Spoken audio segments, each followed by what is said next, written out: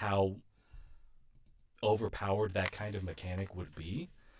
But I think one way I've tempered it is that every character only has three abilities they can use in combat. So they'll kind of have to pick and choose which ability they want to use when, and some of those abilities can alter turn order. Hmm.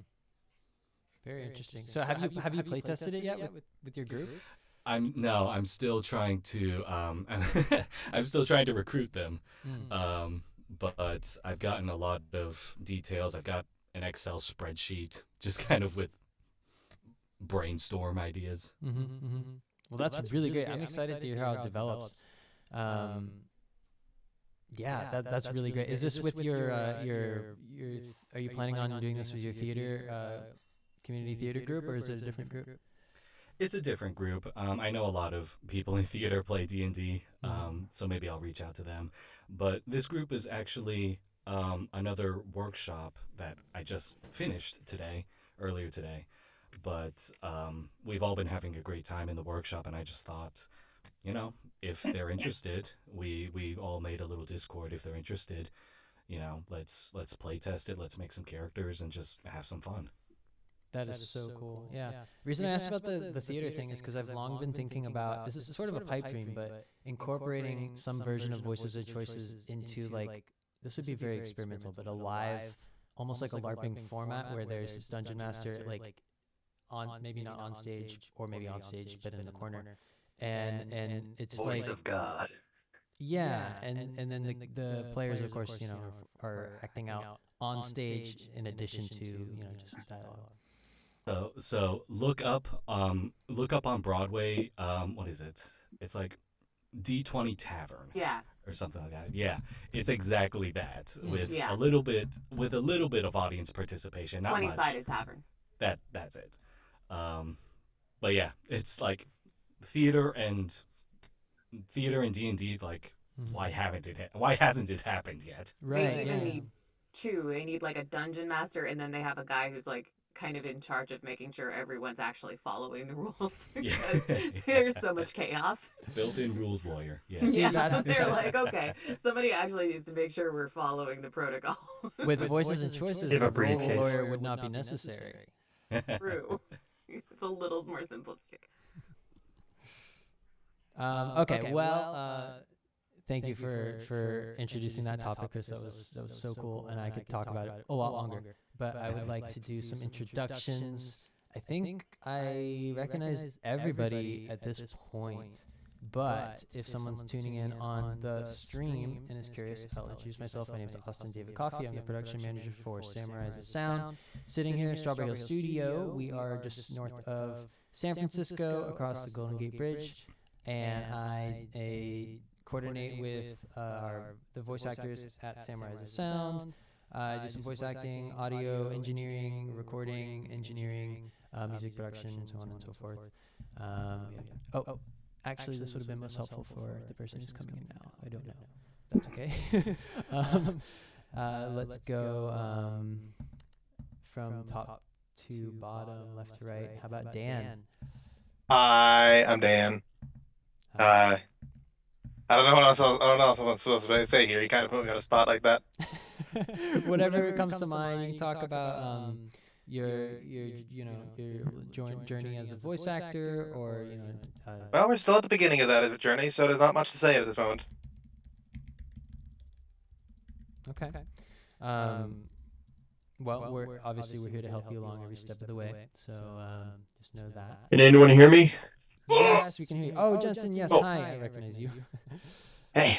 Welcome back. Chris, hi. Hi, yes, my name is Chris Cito Joe. I'm an actor and voice actor. Been professionally acting for 4 or 5 years now. Voice acting has mostly been freelance. I'm trying to turn it into a career. As far as D&D or tabletop games, I've played with Austin before, with their Samurais of Sound, some of the other campaigns beforehand, and yeah.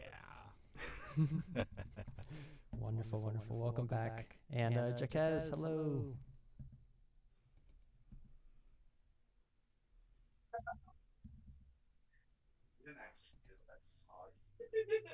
Jaquez, are you there? Might be sick. Still. Yeah, you may have stepped away. Laura, welcome back. Thanks. Good to be here. Hi, everyone. I'm Laura Welsh. I am also a voice actor. I'm based in sunny SoCal. And you probably would recognize me best from some video games, which I cannot talk about because there is a current strike ongoing. So if you would like to look into that, you're welcome to visit my IMDb. But this is my third role play with Strawberry Hill, and I'm so excited to be back. Thank you all. Wonderful. Gavin, welcome back. Hey guys, my name's Gavin Kidder. I'm based in the Midwest, aspiring voice actor, musician primarily. As you can see, because I'm kind of like just buried in instruments. Yeah, longtime DM, and role player. I've run some Samurais of Sound campaigns before, and just hanging out tonight, playing the play. Nice. As we do. Isaac, hi. Oh, hey, everybody. I guess I'm not even on mute. Jeez, I guess I could have spoke up. Isaac Bonney, retired Army guy, been into voice acting, wanted to do it forever. Simpsons, South Park, all of the cool ancient stuff. So yes, getting really interested and getting serious about all of this, and had a good time chatting with you guys. So I wanted to come here and check it out and see how you guys roll. Very cool. Glad you did. Thank you for your service. You're very welcome. Ben, hello. Hi, how's it going? Can you hear me? Yes. Yep. Okay. Hi, I'm Ben. I'm fairly new to the whole voice acting thing. I think it's been less than 2 years. Still in the very baby stages of all of it. So just happy to be here and among like-minded people and learning stuff and playing D&D. I've played role-playing games since the 1980s. Oh wow. I've been into it for quite some time, but I will say, at my age now, it's kind of hard to find an actual regular gaming group, so this has been very welcome.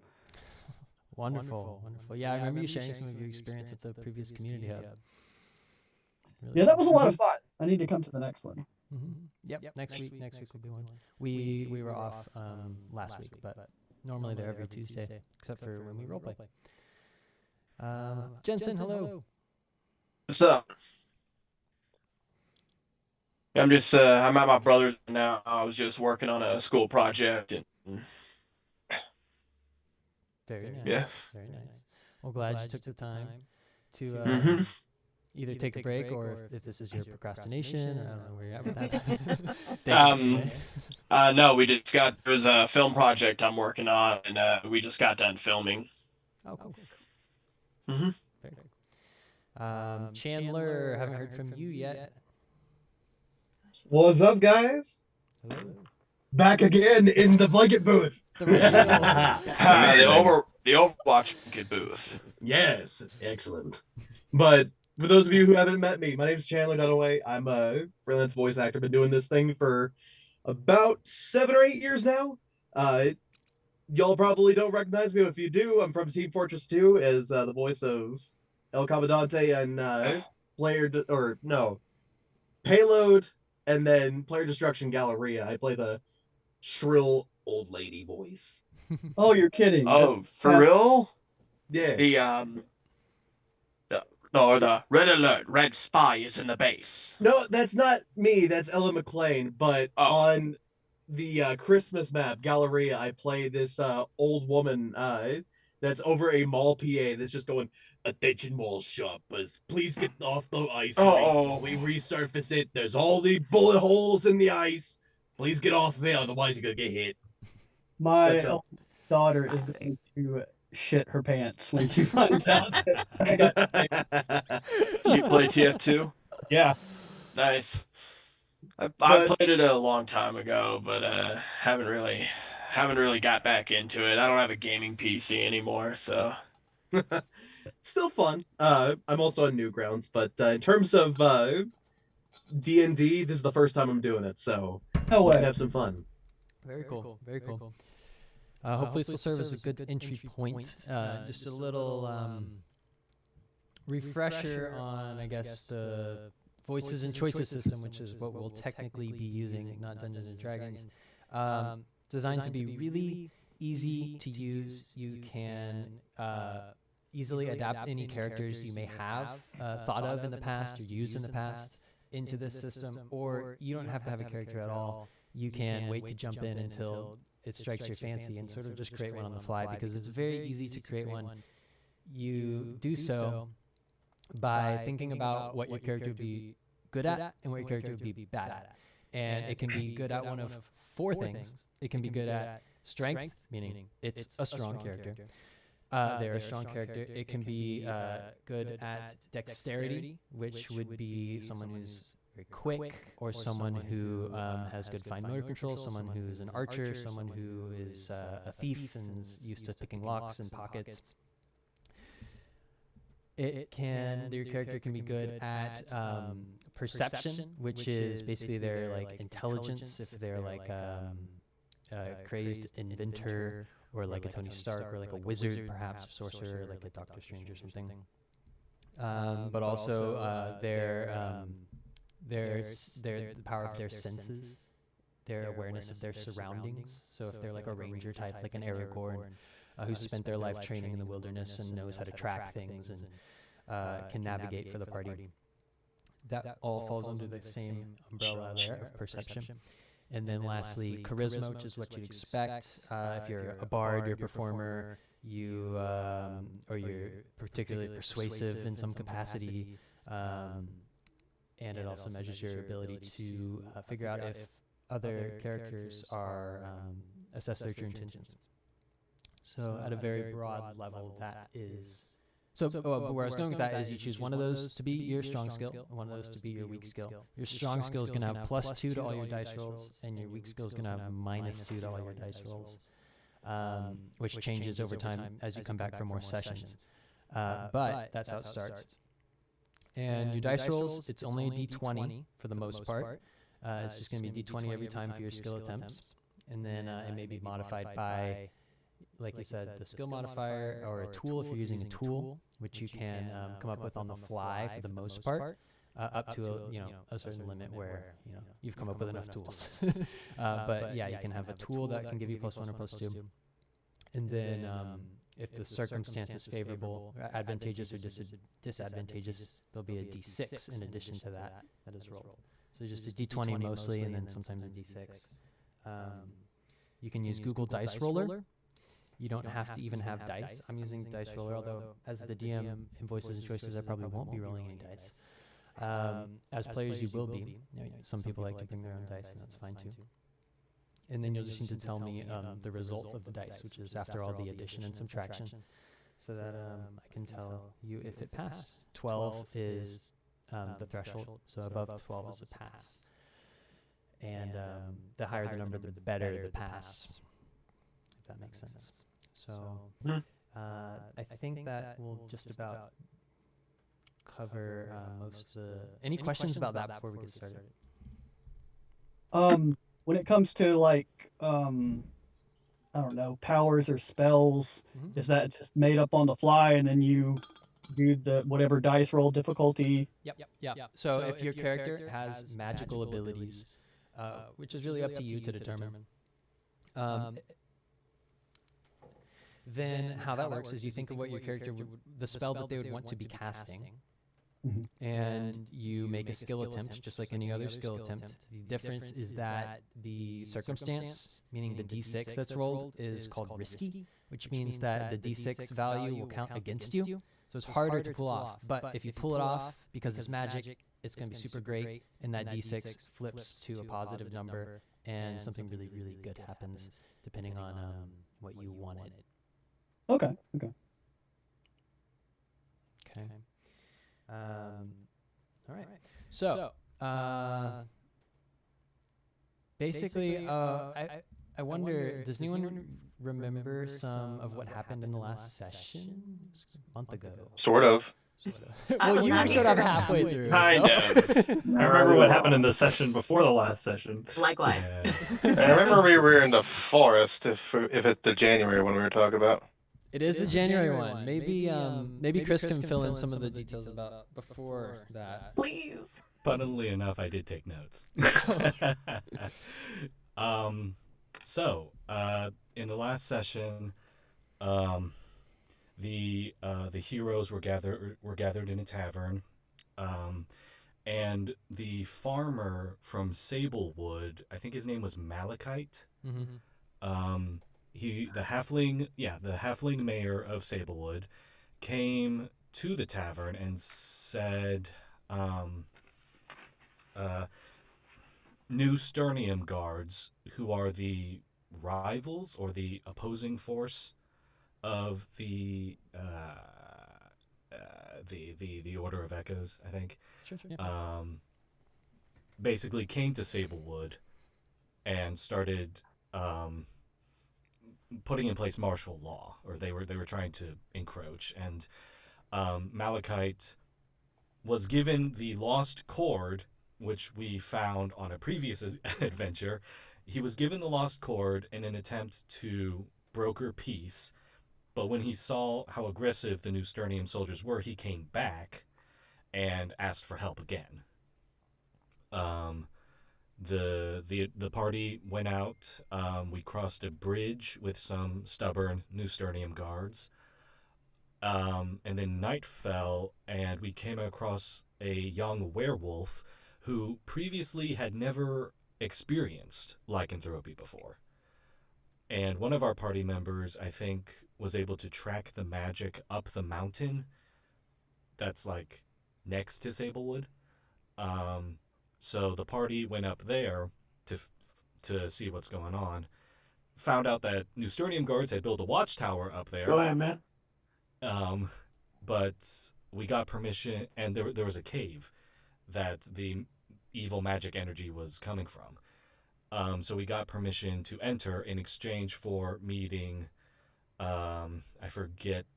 Oh, in exchange for meeting Captain Claudius, who is in Sablewood, who's the captain of the guards. And I think that's where we left off. That was an exquisite summary. Better than I would have done myself. So thank you. Gold star. Yeah.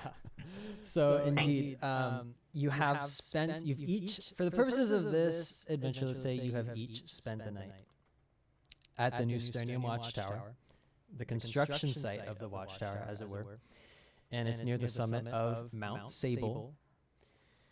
And the air is crisp in the early morning. The sky is painted in soft hues of orange and pink as the sun begins its slow rise. And from your vantage point near the cliffside, you can see the town of Sablewood and Malachite Farm, sprawled far below, and the land shrouded in thin morning mist. And near the campfire, one of the new Sternium soldiers, a wiry man, is hunched over a pan preparing breakfast, the scent of sizzling eggs and charred bread filling the air. Another soldier, the one who introduced himself the previous night as Samuel, approaches with a plate of food in his hand. He settles onto a log beside you, offers a careful smile, though there's something guarded in his expression. And he says, "Good morning. Aren't Balthazar's scrambled eggs delicious?" So, we have a deal, right? You clear out whatever's lurking in that cave, and in return, I'll grant you an audience with Captain Claudius. Simple as that. Anything else in store? Merson says. Someone just came in. Hold on. Well, I suppose you should know this. Whatever's lurking in that cave, it's not natural. The other night, I heard something that sounded like a mix between a snarl an old man's voice and a crying child, all bouncing off the cave walls. I have no idea what to make of it, but I'd be lying if it said it didn't make my skin crawl. Huh. I've been to asylums before, but that just sounds too creepy.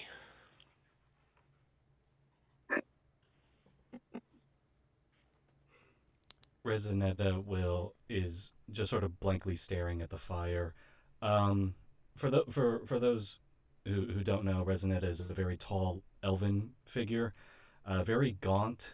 It looks like she's very old, wearing nothing but like raggedy clothes, just cinched at the waist. She has. Let me get my description out.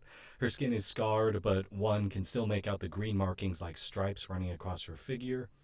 Her hair is long, scraggly, and clearly has not seen care in a long time. Her eyes are sunken in, dull, hollow, and just perpetually looking into the middle distance.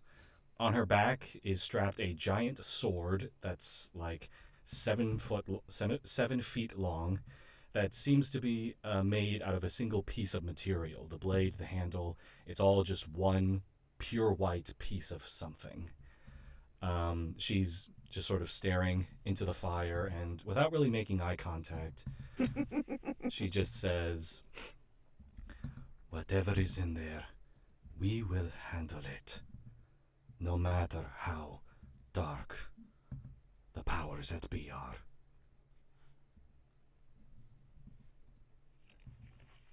Aye. And caves are me natural element, so that's a good one. Last time we were in a cave, it almost flooded, so I'm pretty happy to be on a mountain. Well, last time I was in a cave, at least. I think you were there, Elf? I forget your name. Resinetta. That's in character. Yes, Resonetta. Thank you, Cree. I believe we were both there, though I recall more your screw-up with the cannon on the beach. Hey! Cree throws a piece of biscuit down and hits Wolf in the head with it. Yeah, that was pretty bad, wasn't it? I've learned my lesson, and I've made this. And he pulls out a gun. I assume guns are allowed in this world, right, Austin? They're pretty rare and hard to come by, but yeah. Well, Wolf's an inventor. It's fine. Would this be an appropriate time for my character to have been sitting by the fire this whole time? Absolutely. Okay. Well, my name's Henry. I'll join you. He's a half orc. Basically, he's a green Henry Rollins. And he has a slightly Cockney accent, which is not exactly Henry Rollins, but whatever. Can you repeat your name? I didn't get it written. I'm sorry. Henry. Henry. Henry. Henry. Huh. I am Merson Bouchy. I am also a fan of that. I am also a fan of Black Flag and Henry Rollins. Excellent. Yeah, he's basically, this guy looks basically like he's just a copy of Henry Rollins. He's just green. Just like a... Might have tusks. So, okay. but he's a monk of Disanara. So he fights with his hands. His tool or weapon, I suppose, is a pair of cestus is. They're armored gauntlet things that you hit people with. So might have spikes on the knuckles or something. Anyway. Oh, cool. So he's in there, hanging out. Alrighty. And for those of you who don't know, my character is a samurai. His main weapon is a katana, but he also wields a crossbow just for, dire situations. Cool. And what's everyone's character's name? Merson Bouchy. Okay. And for my character, it's Lexin. My character is Belfagor, the hybrid wolf. Okay. But got a dark grayish blue fur. Are you in the car? Dripping from him. Like wearing like raggedy clothes, like a cloth around him. Oh, so you were the werewolf they ran into. Yeah. I'm the werewolf like in the bar. Okay. Like pretty descriptive. And my character's name is Resonetta. Okay. I'm Cree. And what Cree is? Crabtree. Are you a halfling? No, I'm a human. I'm just 17. Oh, okay. I'd be the short king amongst us. Roderick, Gilden Flame at your service. He's a very red bearded dwarf. That beard and I have a history. Naked from the waist up. He wears I just hope kind it's of from the like a waist fur up. cowl. He wears a fur cowl, lots of hair on his chest and arms, and then just a pristine kilt and high sock combo. Just not a speck of dirt on it. Nice. You see a little lint roller tucked in the pocket, and on his back he's got a giant claymore. Nice.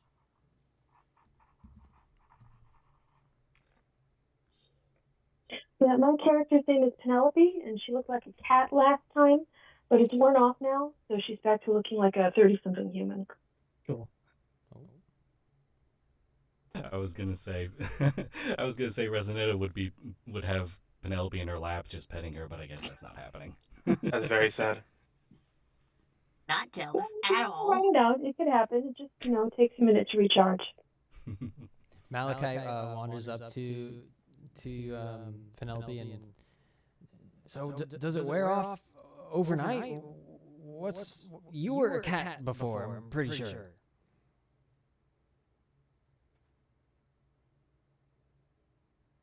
You're muted. Yes, I was. Hi, but it wears off. It only lasts about 4 hours. Is this normal? Should we expect to see you as a cat again in the near future? Do you do birthdays? Do you do other animals? I do not do birthdays. I've got a couple animals I'd like to get into my repertoire, but I need to run into them and encounter them in the field before I can learn how to do them. Cat's all I've got in my repertoire right now. Well, it sounds like we might be seeing a little bit But more it's of a pretty cat. useful, so, if it will benefit me, we'll see it again.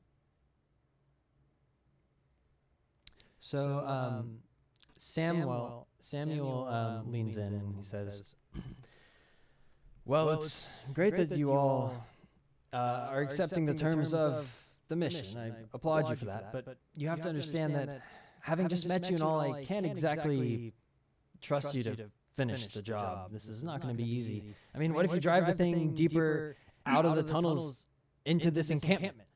So for the safety of my team, I'll have to seal the entrance behind you once you're inside. And Well, you guys don't think you can handle it?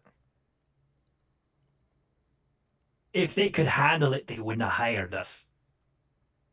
Okay, while fair, I don't really have a rebuttal to that. I don't like that. I don't like you. I don't need to be liked. Just understood. We certainly did try to handle it ourselves, for the record. But this thing is, well, like I said, I'm a little bit Well, you could have opened with that. cautious to expose my men to this risk. I've never heard anything like that when I went down to investigate the other night. So that's kind of why we built this hole, and he gestures towards this barricade that has been built over the mouth of the cave. And he says, anyway, we'll have to take some of these, planks of wood off to get you through. But once you do, I'm going to have to seal it back up. And when you can prove that the threat is gone, whatever it is, I'll let you back out. So you have my word, but if that's not enough, you can have my sword as collateral. And takes this big sword out and presents it to the group. Yeah, I can't carry that. I'm not using that. I'm good with my katana. Only gotta take it. Fine, I'll be the pack mule. Y'all didn't have to ask, but I'll do it. I believe we should have some sort of signal for when we are ready to exit. Ooh, a secret knock. Or we can just say, hey, we're done. You're boring. It's called being practical. I would worry that whatever this is, having stolen voices before, could easily mimic ours. That's right. I lost my voice for like a whole half a night. Well then, if it can mimic us, then surely it'll be able to mimic any secret phrase we come up with. Not if we kill it first. Okay, and if that doesn't work, if we, die... Just spitballing here. Four-part harmony! I'm not doing that. That's pretty good. Just spitballing here. What if, when we're ready to get out, we break down the barricade? I'm really good at chopping. I have a You'll know it's launcher. us when they come out and it's us. What's the last thing you chopped? Do a secret knock. Oh, loads of things. I chop all day, every day. I chopped that tree down over there. Made the fire. Yeah. Suppose that will have to suffice. And she looks to Samuel.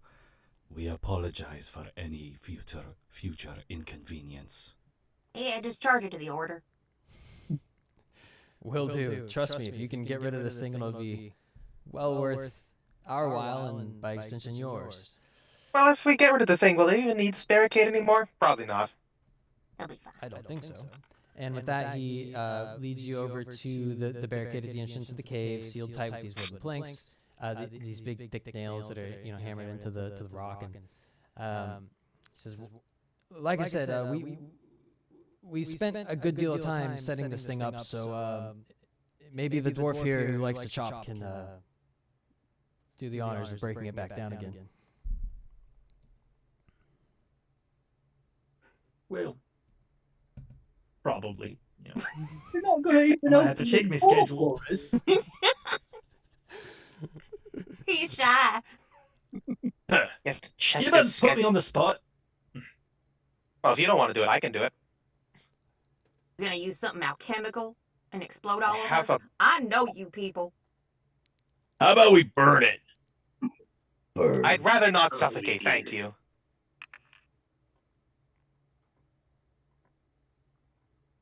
What? So I can climb over this. I don't know about the rest. It's a thick barricade of like these wooden planks that he's just asking you to remove. Oh. What kind of wood are we working with? What's the grain count? The grain Wait, count. so we have to remove it? We can't just climb over it? It's barricading a cave mouth, from what I understood. Yeah. Grain count. He says, I don't know. It's just local wood from the forest that we chopped down on our way up here. Then it's spruce. Nah, it's no good. How about we can try to blow it down? You know, I got excellent lung power. I don't think there's three little pigs in there that need first. Yeah. How about I'll somebody hand me a crowbar. I'll just do this. We're gonna spend all this time arguing. You're lucky I have one on me. Here you go. Thank you. And I'm gonna attempt to wrench free these big nails. Okay. And this subpar wood. Yeah, crowbar's gonna be +2 for that. Yep. Well, I have a +2, so. Oh yeah, I rolled an 11 on the dice, and it's a +4 to the modifier, so. 15. Okay.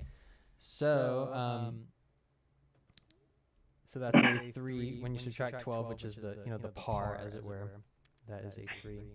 And with the 3, you're able to pry the pieces of wood off quite easily, and after a few moments, the hard work of Samuel is just sprawled there on the ground. And see, if he had used sycamore, it would take me all day. Think about that. He looks back at Balthazar, who's still killed over the campfire. He's like, write that down. And I'll get him to you. That was some pretty impressive work. Thank you. Does sycamore even grow at this altitude? No, you'd have to bring it in on carts. Sounds like a pain. It's well worth it, I'm just saying. Nothing wrong with spruce.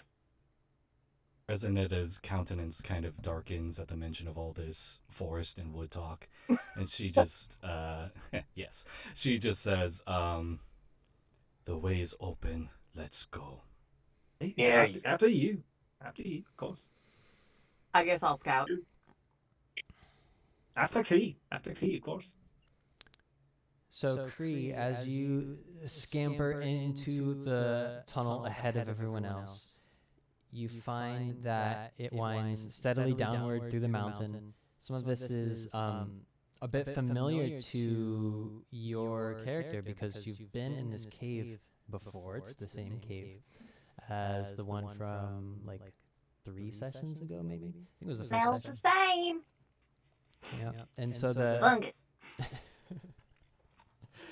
The air grows colder and the light fades, and soon you're forced to strain your hobbit eyes, and the darkness is just pressing in on you. And when it feels very dark and narrow, suddenly the tunnel widens into this small chamber, and it's dimly lit by this faint, eerie glow.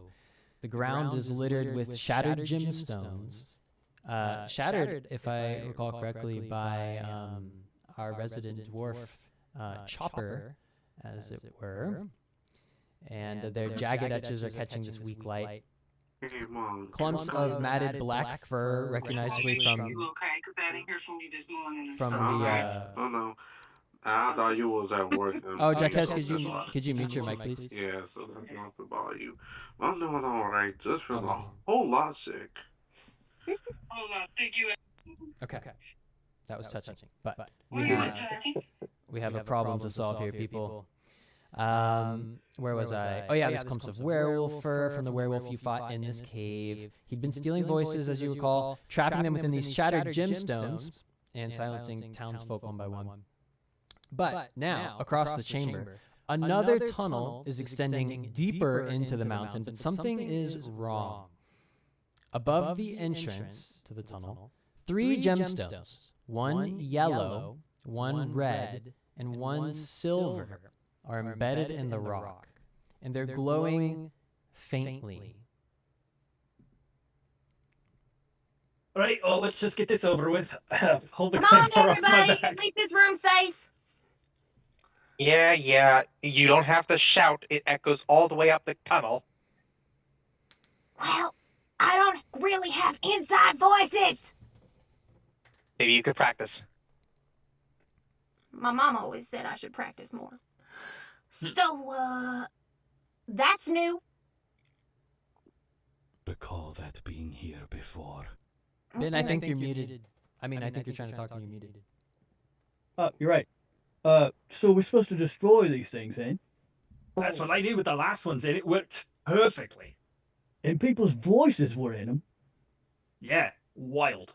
That's crazy. It almost felt like ghosts, though. It was real creepy. What happened, though? Did the townsfolk get their voices back, or did they just vanish? Believe when we shattered the crystals, their voices returned. Mm-hmm. This seemed pretty cut and dry. Okay. Excuse me, everyone. But sorry for the interruption, but sorry that I interrupted. Like, I just called my mom and she just checked on me. Okay, continue. Sorry. But these crystals are different colors. I would not recommend smashing them. And she looks at Roderick. I'm just saying it worked last time. That's all, right? It's Plan C. Trigger happy. Trigger happy dwarfs. Make a note. So there's also a new tunnel. I don't remember that being there.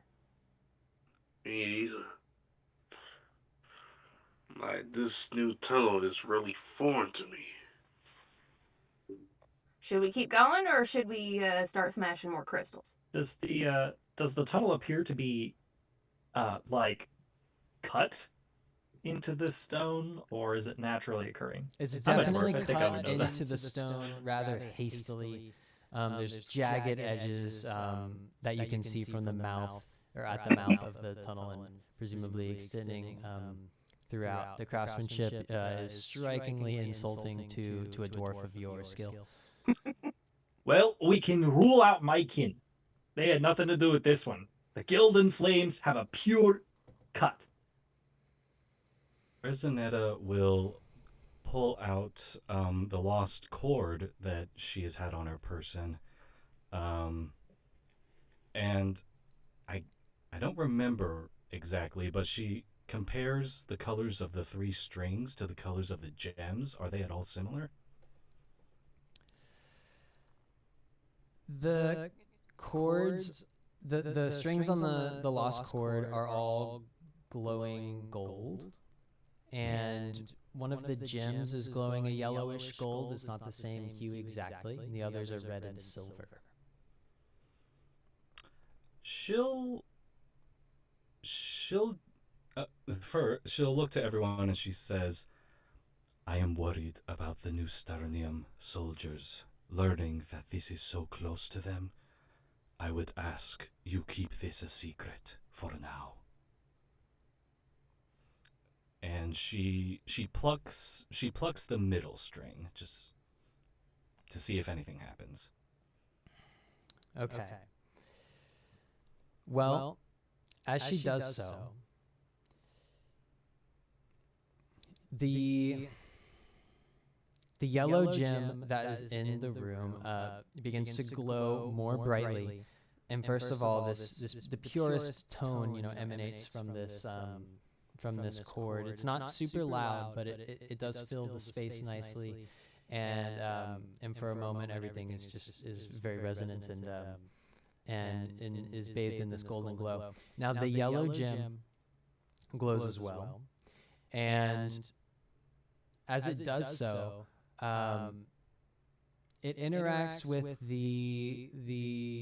it begins to resonate with the chord that you've just plucked, and it's almost as if the feeling that was encapsulated in this gem is asking you to share a memory of pure joy that you have experienced in your life, something that made you feel truly alive.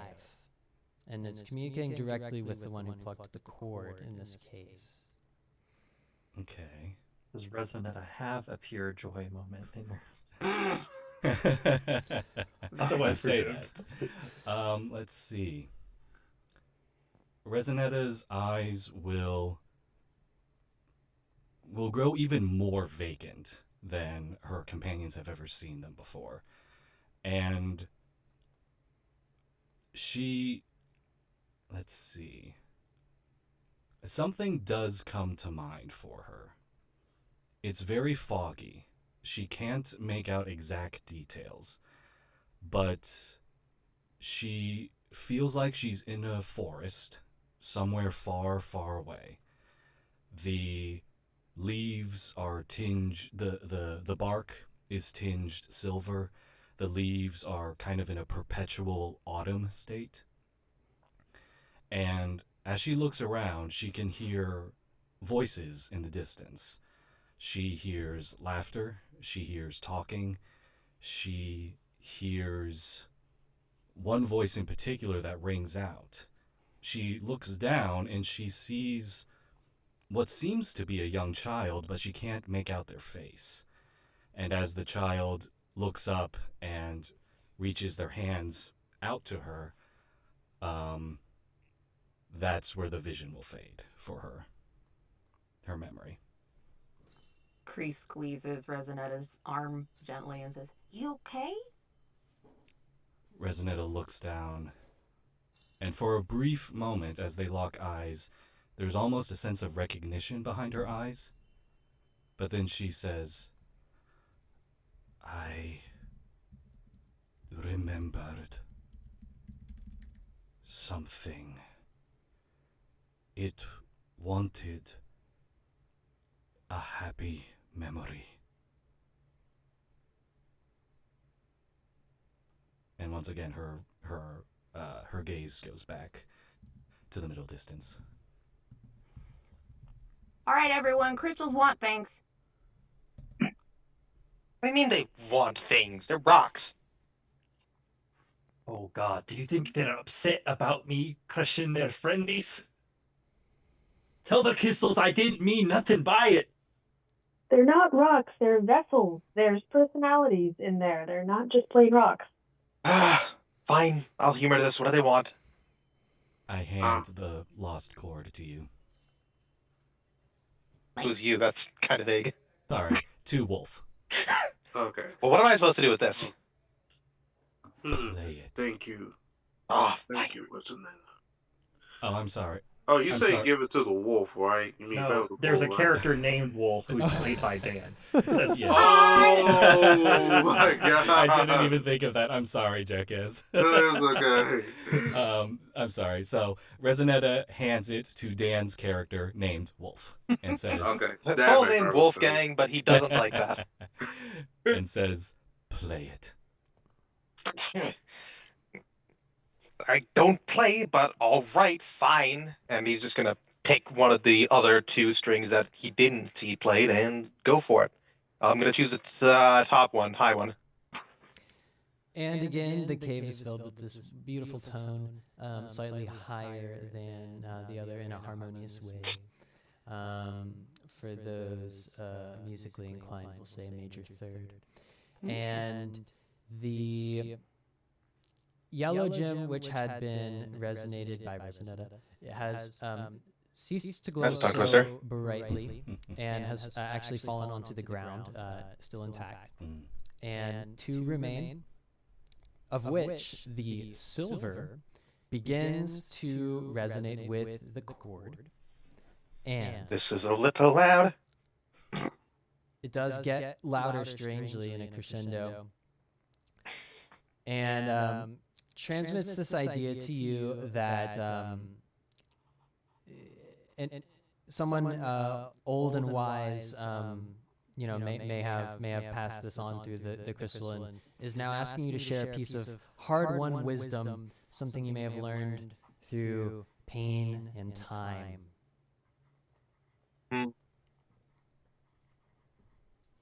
Wolf is going to remember the first thing he properly, successfully built. It was the very first flying machine he ever made.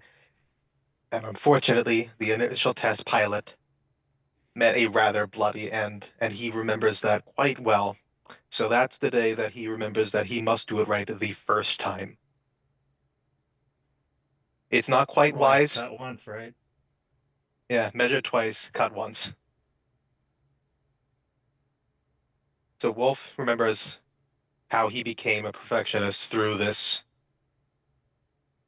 rather unfortunate piece of wisdom that he gained, that people will pay for his mistakes, so he's going to do it himself. And as he finishes sharing this piece of wisdom, the gem returns to a very low glow and falls off of its place above the entrance of the tunnel. Wolf is going to immediately shove the cord back to Resonetta, and then like that. Well, you're not dead, are you? No. The prickly feeling, did it say anything about the other crystals? No, it didn't. Thank you. Maybe mad about, smashing. What it want from you? Let's not worry about it, all right? You're very, very clear and coherent. Okay, fine. Let me do that again. I don't want to talk about it. Thank you. And Roderick, right? Is our dwarf. Broderick. Let's have you make a perception check on the rocks, and you can do so with advantage because as a dwarf, this is in your wheelhouse. So you're gonna roll with a d6. And he's digging a hole. Diggy hole. Indeed. Okay. So that is a math. That's a 12. Okay. A neutral result. With the d6, and do you have any sort of like any aid that you'd be using for this, or does someone? How would someone? I mean, what am I doing? Well, you're taking a good look at these gems and you're comparing them against your depth of knowledge as a dwarf, perhaps. then I lick it. Man. Which one are you licking? Don't one of the harass ones the that's fallen gemstones. off. I don't know, the gold one, the first one. Yeah, which is I think neither of them have been picked up, so they're available. Yeah. The yellow one. Yeah, the yellow one. Now that it's not glowing, you detect faint traces of immeasurable sadness, in sort of a direct opposition to this joy that has just been felt. But you can't quite tell if they're mad at you for if they're mad per se for you having smashed the other gems who may or may not be. Yeah, a tear runs down Broderick's eye, and he's just like, "I'm sorry, I didn't know. I didn't know." And the silver gem above your head continues to glow. I thought I fell off. Oh well. Sorry, the red. Yep, you're right. The red gem. Red gem continues to glow. Resonetta will hold out the lost cord to the other party members and just say, "Play it." She's just offering it to whoever wants to take it. Okay. I'll try to play it. Doesn't seem that hard. As Belphegor played the chord,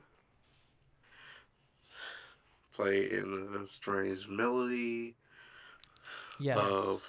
I'm gonna say of energetic, and then Belphegor get a backstory of how his hometown that was peaceful, but at the same time fire, disaster, rain down, and saw all of his friends and family get butchered left and right from raiders. And after that, Belphegor felt this like race coming. Both he's saddened and angry at the same time. You're like, the hell was that? Why am I feeling this? Why am I reliving this all over again? As he trying to pull himself together from after playing the core of the gemstone. Does the red gemstone change at all? The red tech? It stops glowing as much and it falls to the ground with the others. I'm not leaking that one. Oh, what's wrong with that one, huh? Man, I don't know whatever he's reacting to. I think this particular gemstone react is powered by rage.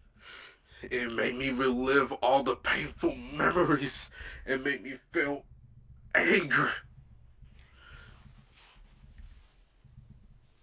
It sucks.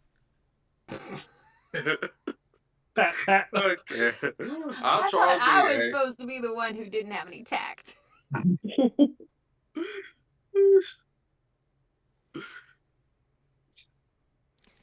This gust of warm air flows up from the tunnel beyond as the third gem clatters to the ground, and it beckons you forward. Resonetta will take back the lost cord. Not kind of harshly. She doesn't ask for permission. She doesn't wait for Belphegor to offer it. She just walks up and takes it out of his hands and continues forward into the tunnel. Hold on, wait a minute, stop. Don't go down there yet. What? It's dark. He finishes shoving something in his big gun and pulls the trigger and just launches a big burning flare ball down the tunnel. Oh. Well, there went my sense of smell. Well, they know we're here now, so much for stealth. Oh, as if they didn't hear the entire cave rattling with the music you were just playing? Could have been part of the natural ambiance. Yeah, sure, okay. The crystals that have fallen and find a nice pouch for him in his kilt. Hoping you do that. Moments after the flare gun goes off, you hear this twisted roar that almost sounds like it's being strangled with these voices intermingling. It's really hard to make out exactly what the source could be, but it is this labored scream of some kind, slightly guttural, but with this many-faceted texture. And as the flare shoots down the tunnel, you can see that it's quite a long tunnel that curves downward, descending deeper at roughly the same trajectory as the flare is. You can see that it's going down until it curves out of view, but it does continue in that haphazardly cut kind of way. You said something carved this out, right, Dwarf? Yeah, and they did a shoddy job. Yeah, they made some serious progress. How long has this been? How long is this thing? How new is this tunnel? Well, we were here, what, like a few days ago? Maybe a couple weeks. A couple weeks ago? Was not here last time. No, it wasn't. Yeah, that's some serious progress. As for that sound, I didn't want to say anything before, but I had a great aunt Patricia snore just like that. So it's either a really dangerous beastie, or it's some sort of monster we don't know anything about. Miss Penelope, does your cat form have stealth? Not magical stealth, just normal cat stealth. So if 4 hours me being a cat will be useful, I can fire that up. But I warn you, I will just be meowing the whole time and purring. I and don't trailing. So you think can't tell us that's what you see. going to be useful. No. Darn. Malachi speaks up for the first time. He says, well, I mean, it might be, unless you have any better ideas. Cats I know are light on their feet, and well, I had one once, and I could never find the damn thing, so... Is there a way to make the catification end early? No. That sucks. Once a day for 4 hours, and that's it. Seriously? Seriously. Oh, what? So you can just turn it into a cat too, then, huh? And it's only like you can turn it on and off. Like this is fucking magic.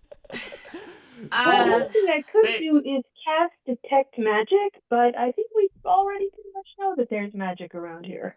Yeah, I think there might be magic around here. That's a good call. Speaking of magic, I guess I can do my one magic trick.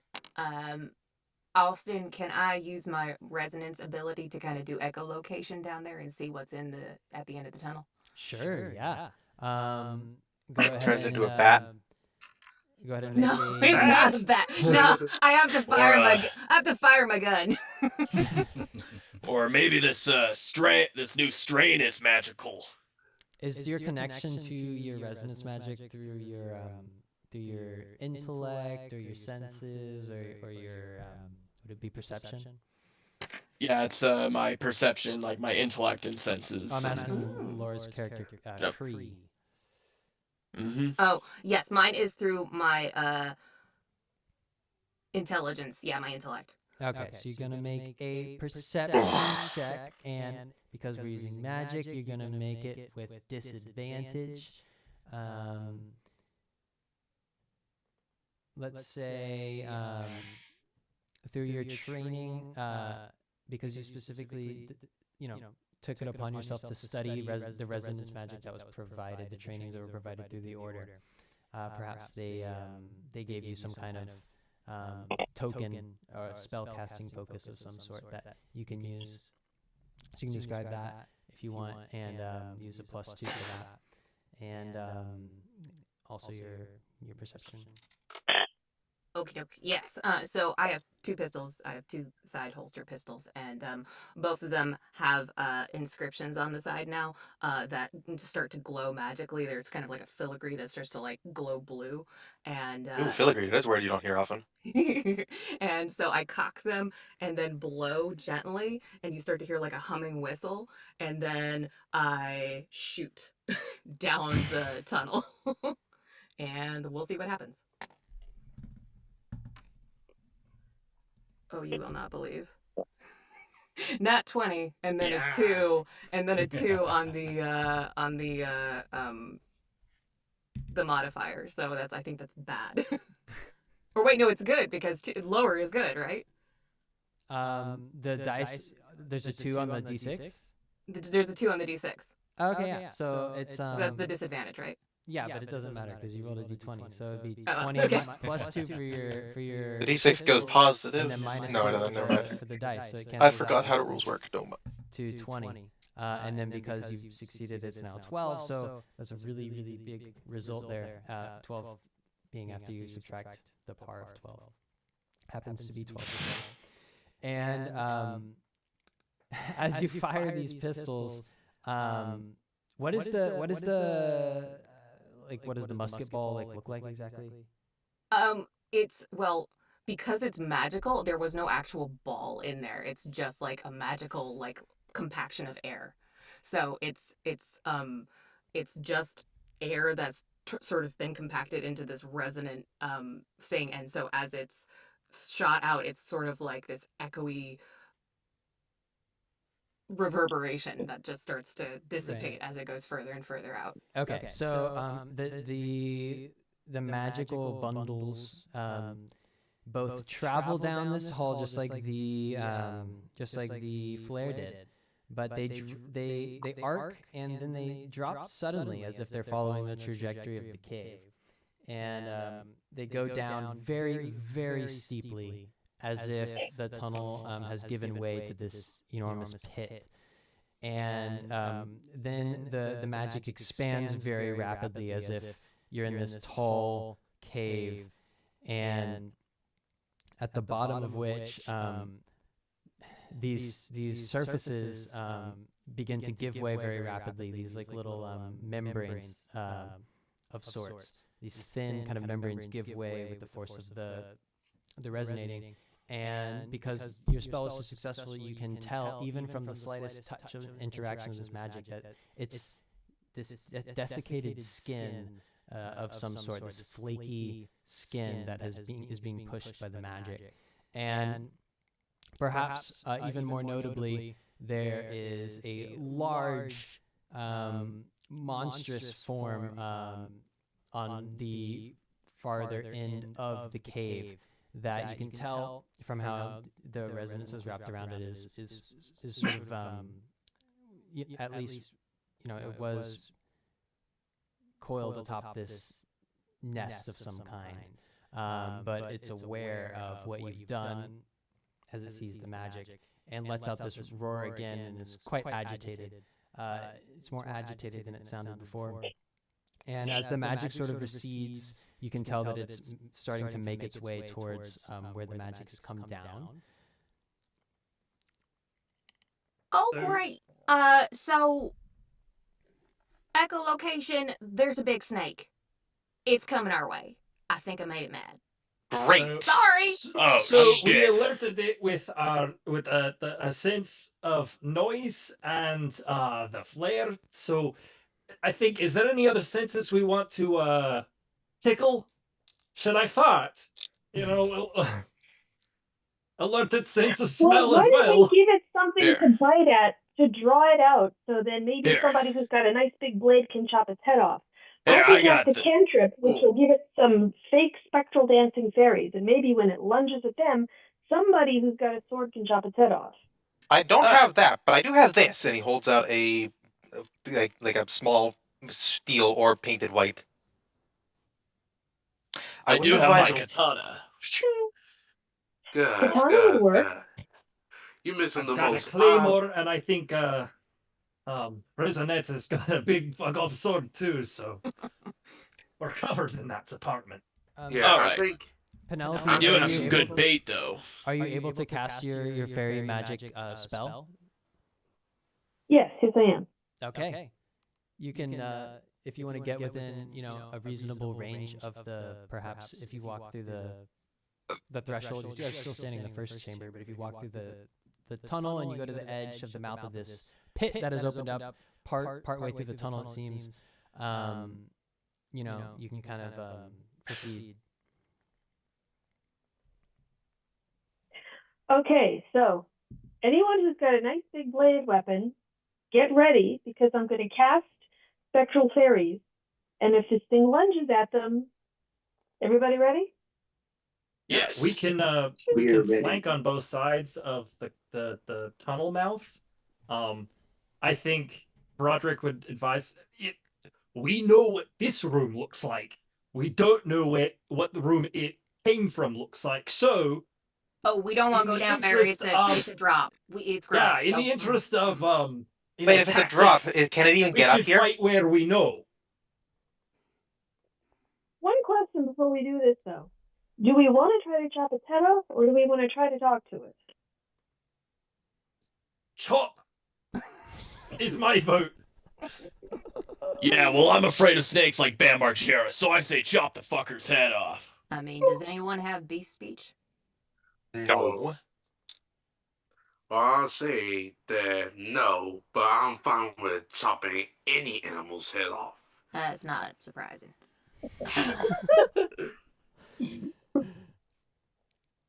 Oh. That's about as close to unanimous as you're gonna get. Yeah, let's be honest. If it wanted to talk, it would have yelled something like "Who goes there?" or something stupid or cliched, rather than screaming with the sound of a million voices and then trying to charge at us. Speaking of which, you said there was a drop. Can it even get up here? I believe so. I think it made the tunnel, so I think it has a way to go in and out. Well, that's one thing, but you know what? Never mind. All right. And not only that, I heard so from Penelope, are you going to cast your spell now? Who dares wake us in our slumber?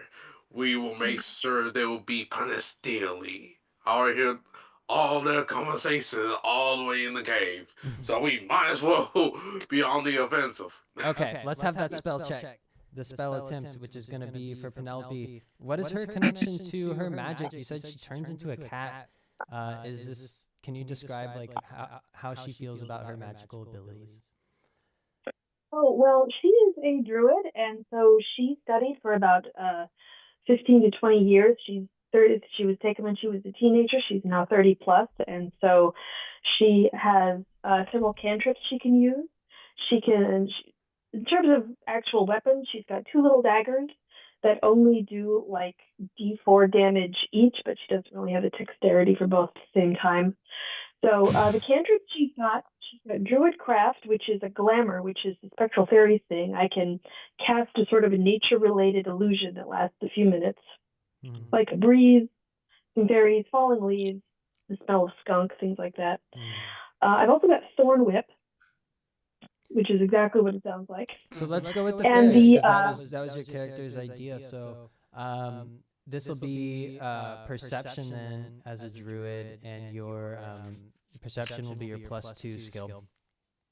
And so you'll make it with +2. Do you have as a druid, do you have a spellcasting focus that you channel to harness the magic?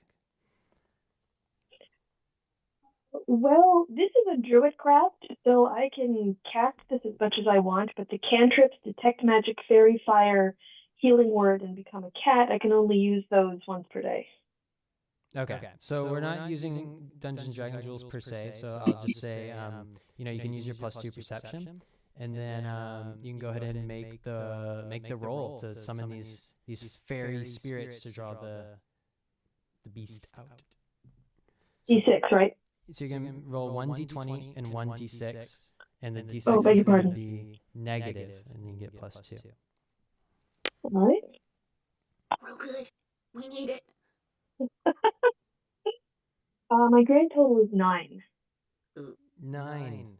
Okay. Well, as you start to summon these spirits, it becomes clear that there's not going to be enough magic for you to produce the spirit, and it starts to take a little bit of time. And maybe one of teammates wants to jump in and help. Little help. There's a spell. Okay. Wolf hears that and basically,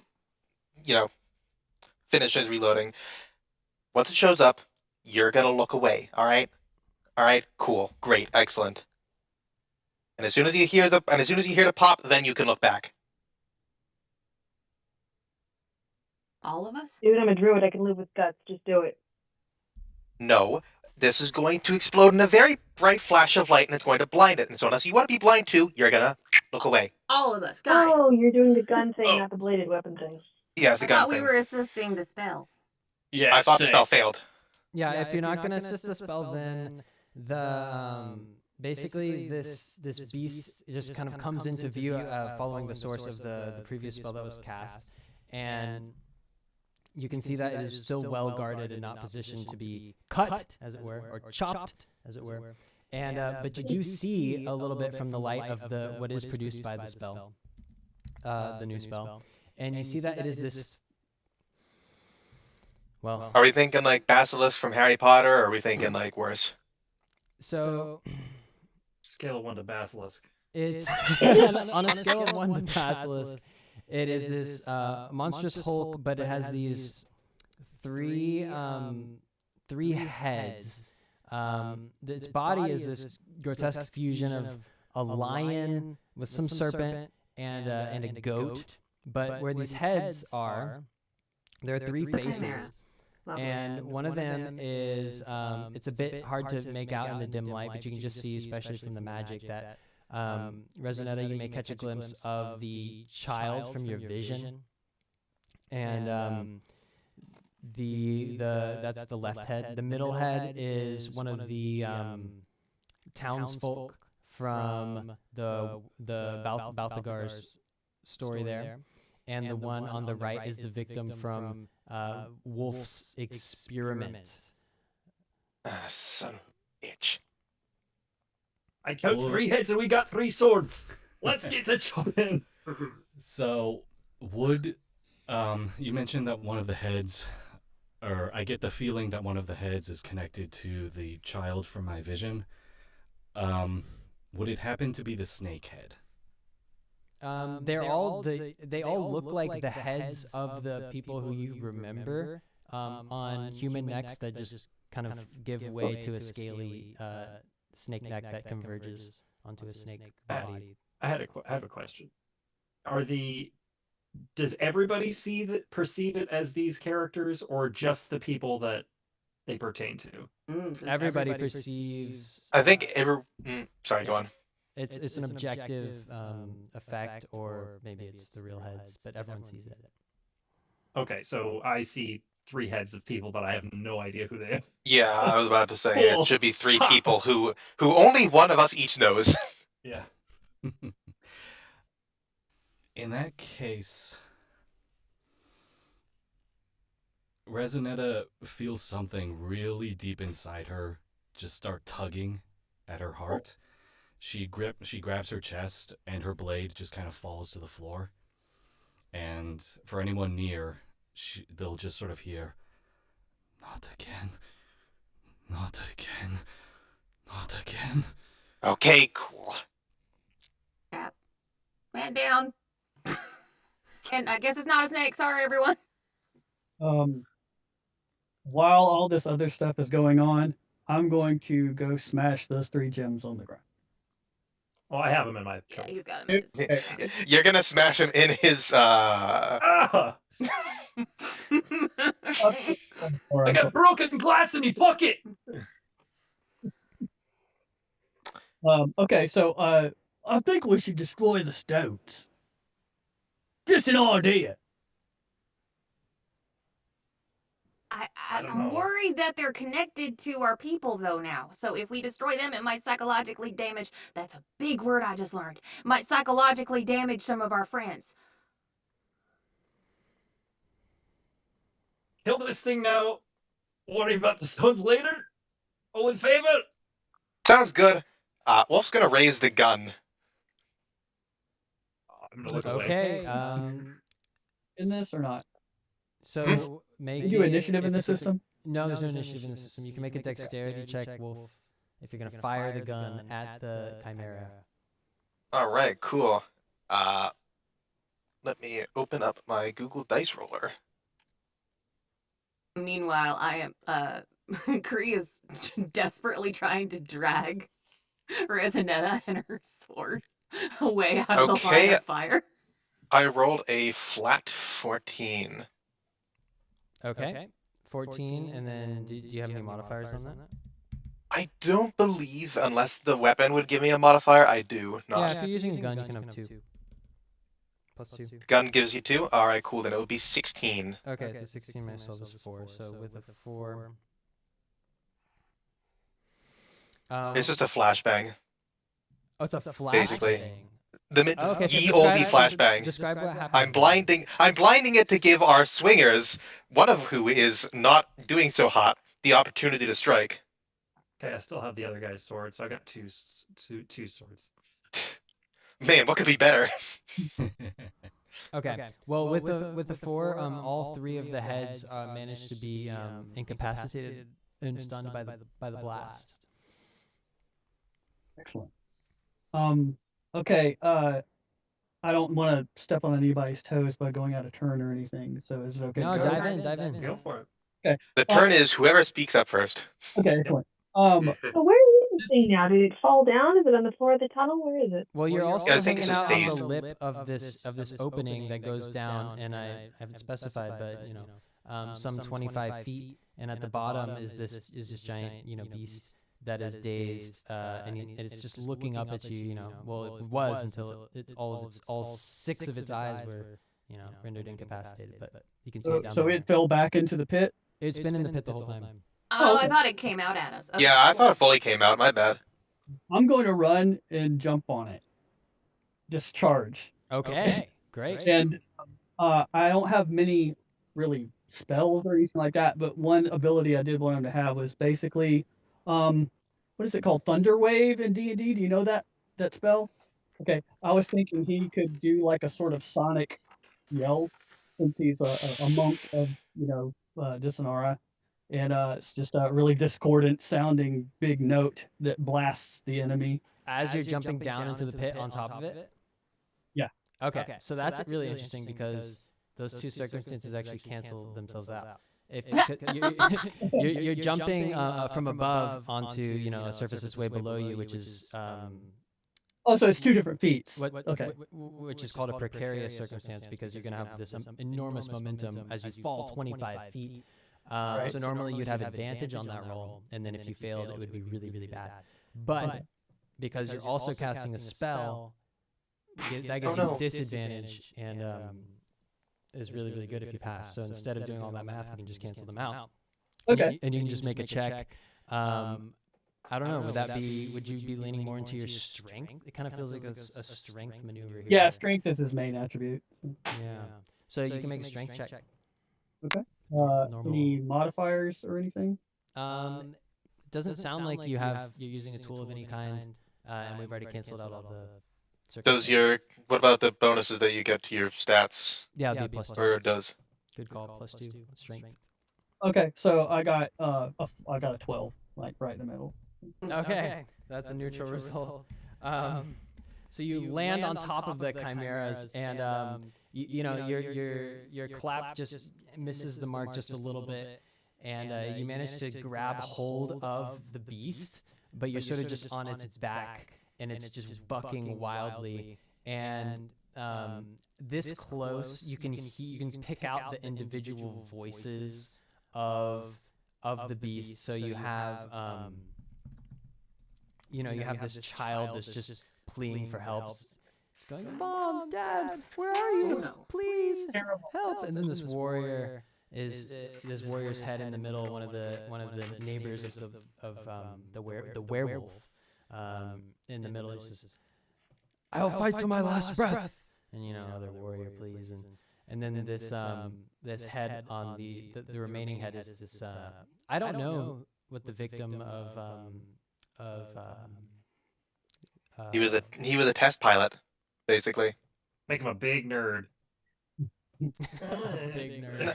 Nah, he was assured it was safe. It wasn't. They'd probably be a little miffed. Yeah.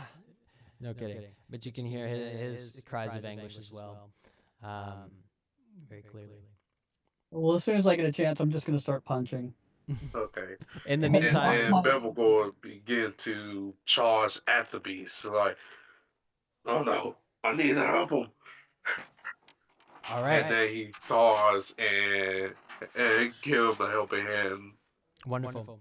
So you're gonna jump down in the pit and sort of. Are you in your werewolf form, or what's going on here? Yes, I'm in my werewolf form. Okay. So you're gonna make like a slashing, motion towards the beast as you jump onto it.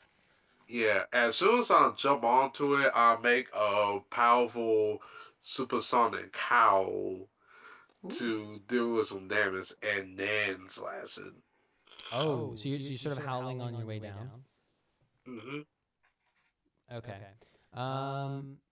Okay, so this is a precarious circumstance. You're going to have a lot of momentum, like we said. So you're going to roll with advantage at first, unless you fail.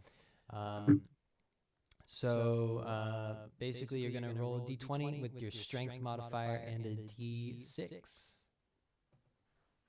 D20. You said a D20, right? Yes, it's always going to be a d20 whenever you're making a skill attempt. In this case, because it's a precarious circumstance, you're going to add a d6. Alright. I'm going to roll both of those now.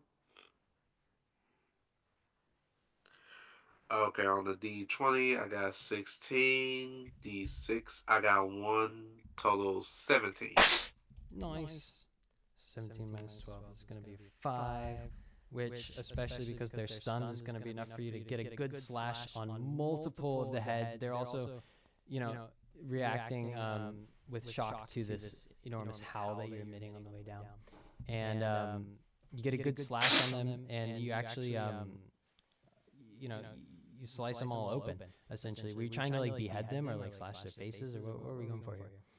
I'm going for mostly more of a brutal type attack. Mostly slashing them insides open and trying to go after their insides. Okay, so let's say it kind of remind me of the Hydra scene from God of War 1.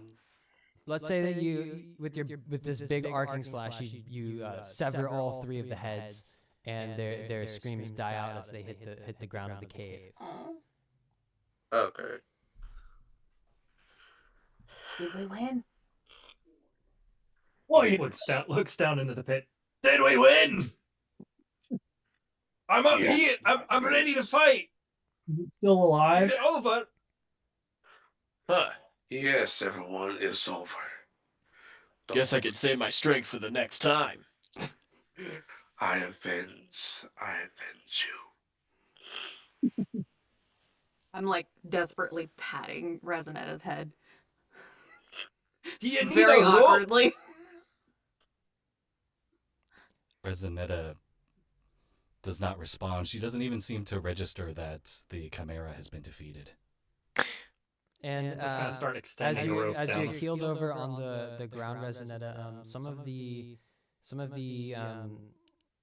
flaky skin that had been previously detected in the cave, with the force of the first spell, has wafted it, found its way up through the tunnel, and little bits of it are on the floor, which you can see now that you're so close to the ground, and you can see that it is this discarded this discarded snake skin.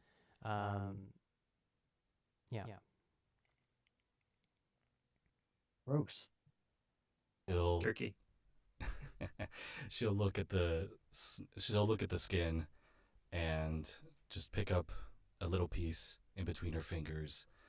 And I guess Cree would be the only one who's close enough to hear this, but she essentially whispers to herself, I know this, but I cannot remember. And she grabs her head and just she looks like she's having a migraine, and she's just kind of on the ground with her head between her hands, just kind of just struggling, like something in her head is just going wild. Okay, everyone. You can So, loot the cave, and then we go. I'm gonna stay here with Resonetta. We need proof it's death if we want to get out of here. And as I you're lowered the rope. You guys can tie up the body. We'll heave it up. as you begin making your plans, the thicker the thicker flakes of skin, and I say flakes, but they're really quite massive.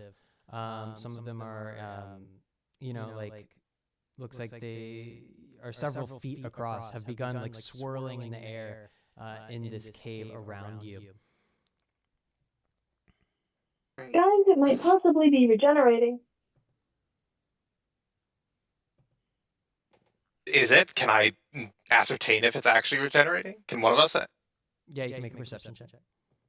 What's perception tied to? Perception is one of the 4 intelligence. skills. Yeah, it encompasses in D&D what you think of as intelligence. Oh, cool. I have a 4+4 bonus to my intelligence. Damn. Yes, I've put literally all my points into that. 15, 19 after the bonus. 19 minus 12 is going to be a 7, and 7. you are going to take that 7 and instantly recall that this chimera, not only is it too small to have created the skin of whatever this was, it's not nearly ancient enough of an entity. No, this skin came from something much What was that? Thank you. I have a soundboard. Sound effects. Oh. That was quite fitting. Anyways, Austin, I'm sorry I interrupted you. Go on. No, that was perfect actually. That sound comes into your mind as the sound of the beast that would have made it. It is a giant snake that would have filled up, if it were there, this whole cavern, and the name somehow escapes you as you are recalling all this information from bits of lore you've gathered, and it's quite puzzling to you why you can't remember it, perhaps enough to mention out loud. Shit. Alright, good news. The thing we just killed isn't regenerating. What's the bad news? We're in danger. Probably, I think. So is the skin just kind of swirling around in the air like in a vortex kind of thing of grossness? Yeah. It's gathering speed, and it's a swirling vortex of grossness. Exactly. Yeah. Yeah, Broderick's got the body of the little one halfway up this this tunnel. We might need some fire. So I guess we're not done here. Well. I mean, we might be done here if you catch my drift. I don't think we achieved the request of getting rid of whatever's in the cave. Oh no, we absolutely got rid of what's in the cave. I think this is just there's more. I think. All of what's in the cave, I think was the request. That's They're fair. in the cave. Do we have to get rid of ourselves? By leaving. So, defensive positions? Maybe run positions might be a bit more apt. But, if you want to fight. Somebody did. As you begin to run through the tunnel, in the dim light, you trip over Resonetta's form as she's curled up on the ground, clutching her head. She's not moving. I'm not leaving her. Surround her. Protect the squishies. I climb up the All right, I'd like to cast a healing spell on Resonetta. All right, go ahead and make a perception spell check. of greater mental health. I Hey. cast therapy. That'll be $5,000. Exactly, I cast therapy. Yeah, all right. Usual Austin, 20 and 6, or what? Yes, that's right. And the 6 is going to be negative. Fudge. Okay. But you get a +2 for your perception. Okay, but an 8 on the 20 and a 1 on the 6. I need to dice. Okay, Even so with a that's 8 +2? minus 1 plus Ouch. 2 is 9. So that's not going to be quite enough as you cast your spell. You're reaching deep to try to figure out the source of Resonetta's discord, and the wind, the sounds of the wind, and the rising up through the tunnel, and the skin, which seems rather harmless at this point, is just beginning to flood the cave all around you, essentially. Gross. I will say, as you casted that healing spell, it didn't heal anything on Resonetta, but there is a slight glow coming from the middle of her chest where her sternum would be. It seems whatever magic as a druid you cast had some kind of effect on her, and you see a little glowing bit on her sternum. Okay, I'm going to reach for that and see if I can perceive anything from it. Anyone else? You have my No, thank you. I'll pass. I'm not getting into that can of worms. Yeah. Thank you. Still waiting for our companions to climb up the rope. So I'm coming. So Hurry up. Same. as Penelope rifles through Resonetta's clothes, and she separates the collar just a little bit, you will see a small flower embedded in her chest. It resembles a lily, but the petals are black. And the whole thing's glowing green. Sorry, I'm just trying to imagine what's going on here. It seems, so like I said, it seems whatever druidic magic you used, it's resonating with this black flower. I'm just going to say to it, speak to me. I'm sorry? I'm going to say to the black flower, speak to me. You are a druid. As I am a druid. I cast therapy. as you do that, Black Lotus, as you do that, it doesn't speak to you, but you do get a vision of a giant tree, like enormously colossal. And you see... Like Yggdrasil large? Yeah, like Yggdrasil big. And you see what look like other elven forms in some sort of procession on the ground. And there's a hollow right at the roots of the tree. You see one of the elves being escorted into it, who also has a flower on their chest. This time it's white. As the elf is led into the hollow of the tree, suddenly the vision gets grayscale. It gets incredibly dark, and you feel just gross even being exposed to it. And before the vision fades, you get just a flash of a giant serpent head with 6 eyes.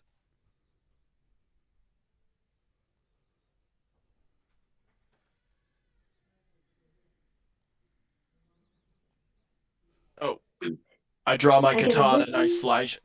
slash at it.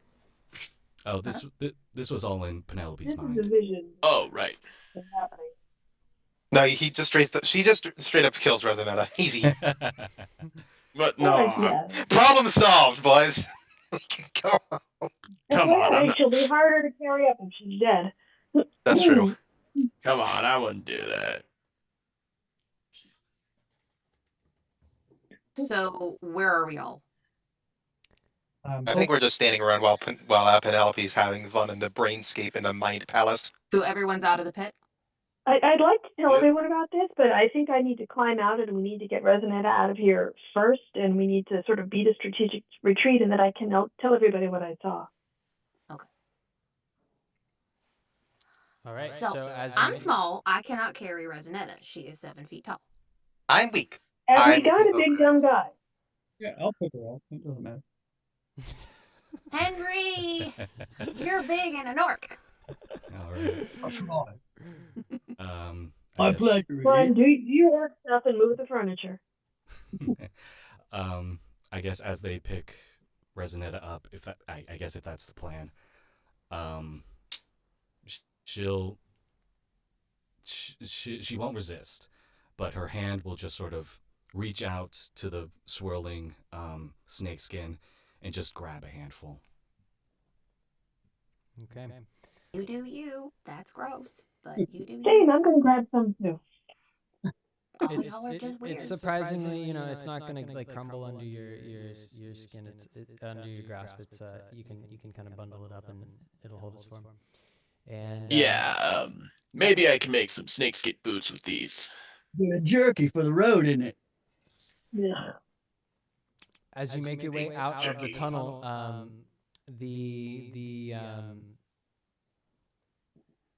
well, you make your way out of the first tunnel into the the room you were in before, and then there's that other tunnel, and you get to where you can see some light filtering in from the other side, and you can hear some hammering is continuing against the rocks, and some men are talking amongst themselves as they continue their work.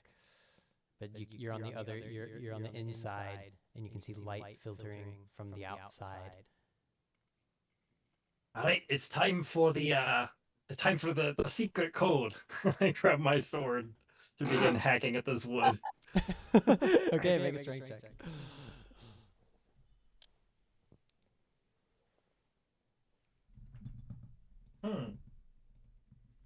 Probably don't. I probably don't. That's a 4. Okay, 4 minus 12 is like what, negative?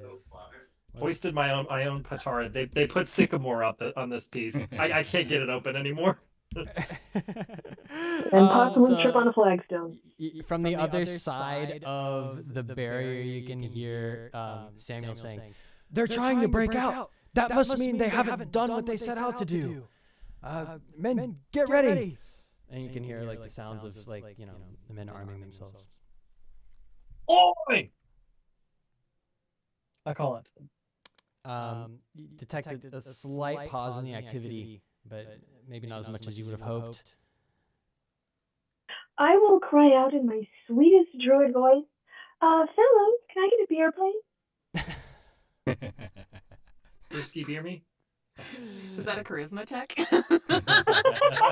You can make a charisma check with disadvantage. Knock them off filter check. When's the last time you heard a monster order a beer? Sure, yeah. Make a charisma check with disadvantage because they're already preparing for the worst. That scene of Bugs Bunny dressed up in a dress. Yoo-hoo!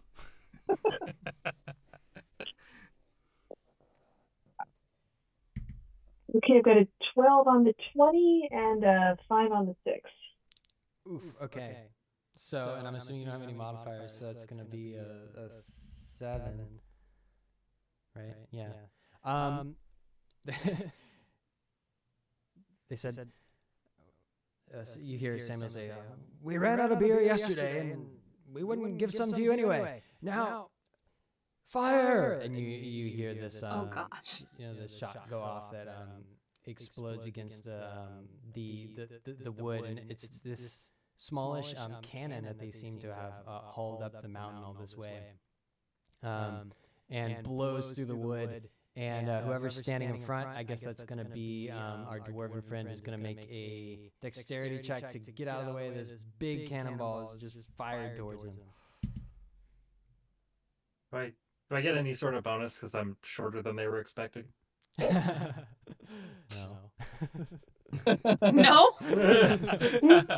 Just the cannonball graze right over the head. Just take off a few hairs. So cold. If anything, that so might make it cold. worse. Austin, cold. I think it's quite fair when we didn't actually even work out what the special code was going to be. Yeah, that was on us. I still think that the harmony would have worked. I'm in a holding pattern. I'll just roll. All right. Okay, that's not too bad. That's a 14. After all said and done? Yeah. I got a little bit of a bonus to dexterity. Oh yeah, this is not your first rodeo. Okay, that's going to be a 2 for the result. and you managed to duck out of the way. It's quite easy for you because there wasn't much room to go. And you duck out of the way as this cannonball hurtles past you. The others are, we'll assume they had enough time to react to get out of the way. And this ball lands on the ground behind you and has cleared away this gaping hole in the tunnel. And these men, roughly as many as there are of you, have their swords drawn. And Samuel is at the center, and he says, "You better speak fast. Let us know what's going on." Okay, so what happened was we found these crystals. Monster dead. There might be another one. I'm sorry. Broderick, throw those crystals at him and show him. I'll hold him up to the hole out of the hole. So there's just a dwarven hand holding crystals out of this blowhole. And they were glowing, and then we played some music and they turned off. And we saved the day. Yay! Sam looks back at me and says, "Doesn't sound like they killed whatever was in there." And then one of them fires an arrow at you, Kree. Make a dexterity check to dodge. Or react however your character would. Suck. If an arrow is fired at you. You Never gotta trust be a new frickin'... Sternium.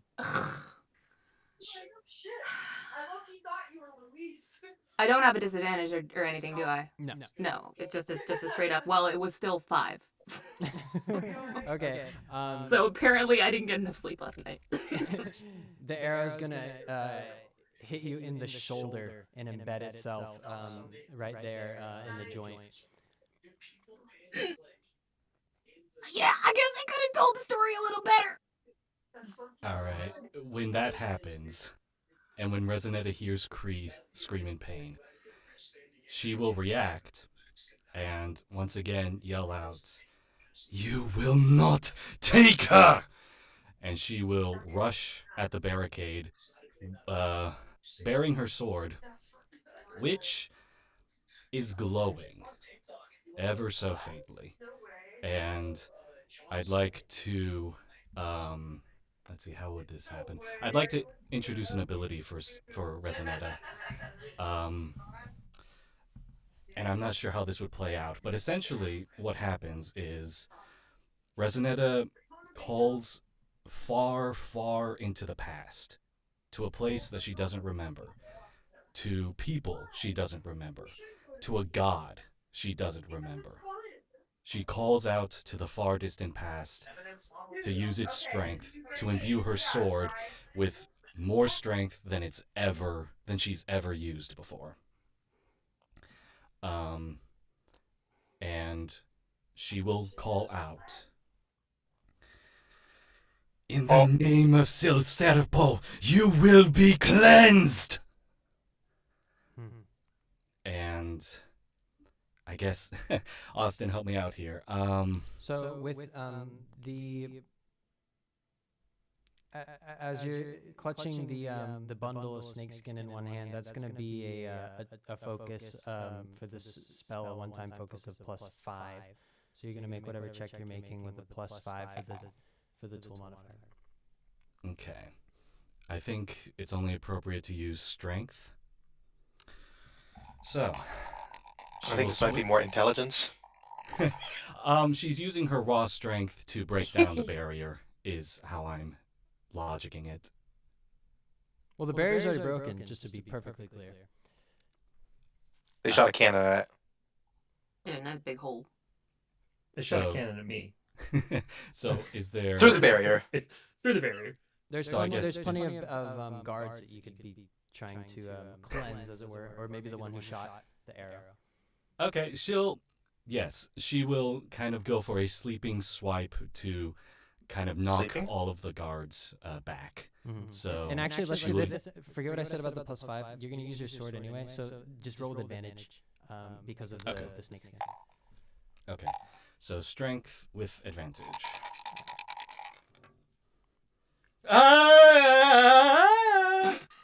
Is that a good or a bad? Don't you just love it when the roll accentuates the story? 20, 20, Wow. 20, Oh, wow. 2 20s today. That's a good. Okay, so That, what's that was So, Tarzan's yell. so for total, that was 27. Okay. So that's going to be a 15 for the result, which is enough to swipe the feet out of all of the guards and then some. You've broken pretty much all of their legs at the kneecaps. And all just laying on the ground screaming out in pain. And that's saying something because there were, I said, 1, 2, 3, 4, 5, 6, 7, 8, like 9 guards, and they're all just, on the ground. I'm going to come swiftly behind You're gonna what? Resonetta and drawing Samuel's Yes, we sword are. just pointed at his throat. You'll also see, for anyone looking at Resonetta, you swear you see the ghostly image of a giant snake with 6 eyes. I thought we taught some of these fellas back in the cave. I was not here last month. Do we need them for the next step of our quest? Because aren't we supposed to talk to somebody? Samuel was supposed to vouch for us. Well, he can still vouch for us with a sword at his throat. His sword, specifically, which is a real insult in sword people having world. I'll vouch for you. Of course, anything you ask. You might have to wheelbarrow me down in that wheelbarrow we used for the cannon, but please, God, don't hurt me anymore. Well, Penelope You has had a healing wheelbarrow magic for eventually. You had a wheelbarrow for the cannon, but not sycamore. I'm just saying. He's too distraught to make that computation. He's also taken aback by this image of the snake that is now looming over him. Hey, let's make sure they don't bleed out, by the way. Their legs are all broken. None of them seem like they're gonna bleed out necessarily, but they're all pretty busted up. Should we drag the remains of the thing that we killed out of the cave? If you brought it, or you want to go back?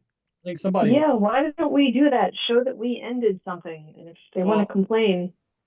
While you guys were having your little vision quest, I mean, I did have a couple of the guys tie up the corpse, and we pulled it out with a rope. Yeah. Of the pit. So we might have brought it with us. I don't know how many of us can lift that kind of weight while also carrying Resonetta. Yeah, whoever supposedly attempted it is going to need to make a strength check to haul the beast through the tunnel. I will take the strength check. Thank you. I can do so as well, and then if Merson wants to also, because I think he was involved in that. Let's have the werewolf bow. I don't think I can assist with strength, but I can help with some menial tasks by putting down some rollers to drag it across with. Yeah, that would work. Because Wolf is a big brain smart man. You'd have to get it up first, theoretically, but yeah, you can add a d6 for that. I did have a 17 on my roll. Well, let's have Belphegor make the roll, because he's been a bit lighter on the rolls this session. Okay. If you can think of a way your character would help, though. I guess, yeah, you can add a d6 just for helping the haul. Sure. Jack, are you hearing me? Oh yeah. So you want me to roll a d6? No, sorry. Just make a strength attempt. So roll a d20 and add your strength modifier to haul this thing. I guess up the rope. This is quite the task. Definitely gonna need help from the dwarf.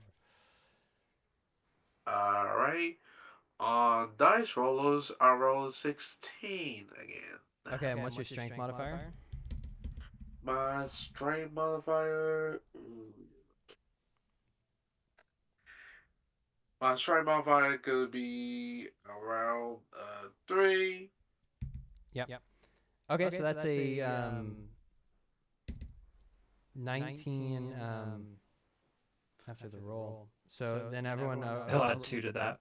Okay, add 2, so that's a 21. And then for the rollers, what's the result on the rollers? Just a d6? Yeah.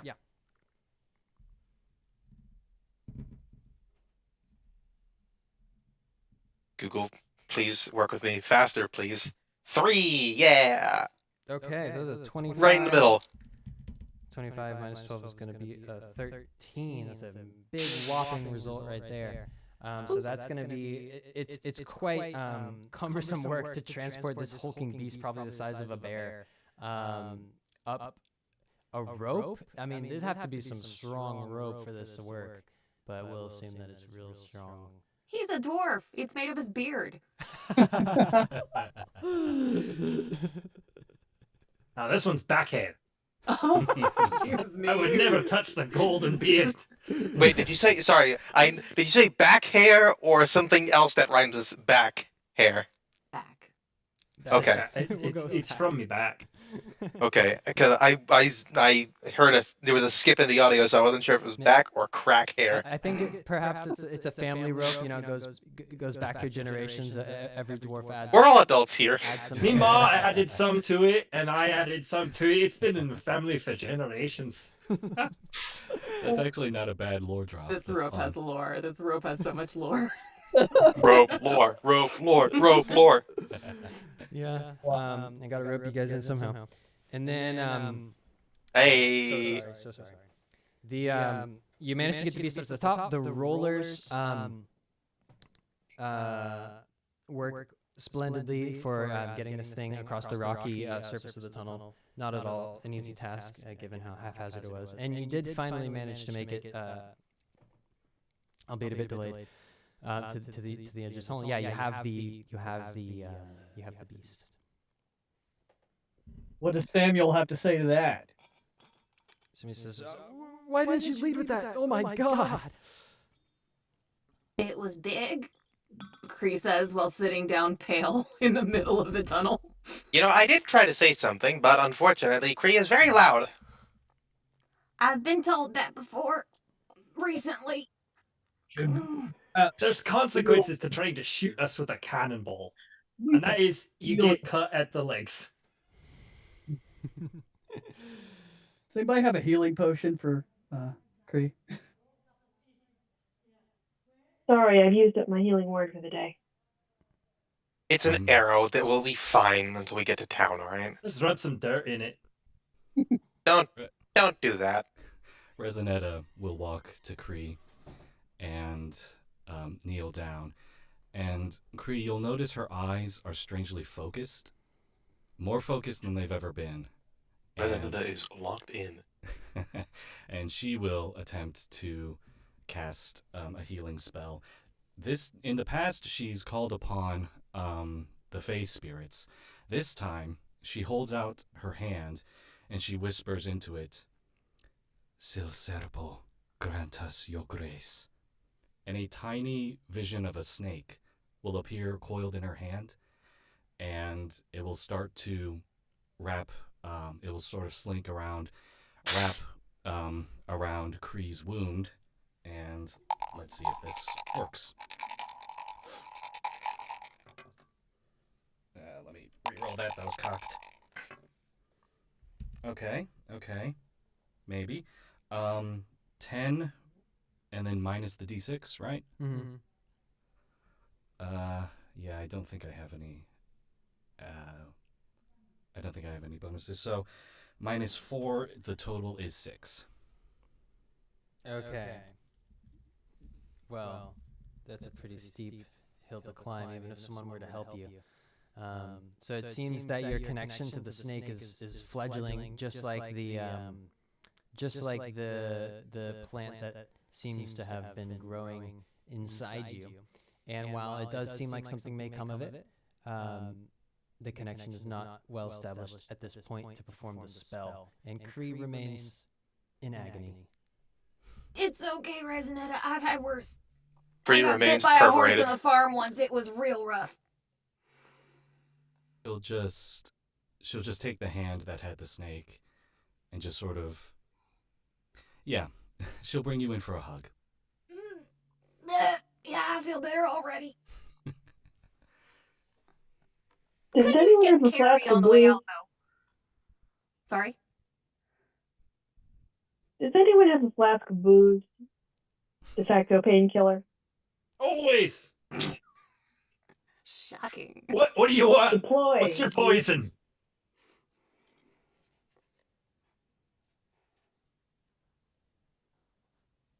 Okay, so Penelope says, come on, let's get her a little bit of anesthetic here. Who's got a flask? Stronger the better. There you go. I had you some whiskey. And sorry, I forget the dwarf's name. Broderick. Roderick. Yeah. As you're shuffling Roderick. through, you're taking too long to produce this flask, is because you realize that the sword that you've been handed is a really sharp, really well made sword. It's gonna be +3 tool mod. And Ben, you hand the flask to Penelope.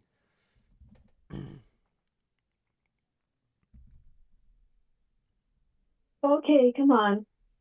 Just have a little bit of it. I can't heal you now, so we're just gonna get you some of this right now, and then we'll get you to the village and we'll get you all fixed up. Wait, you want me to drink that? Just a little, not a lot.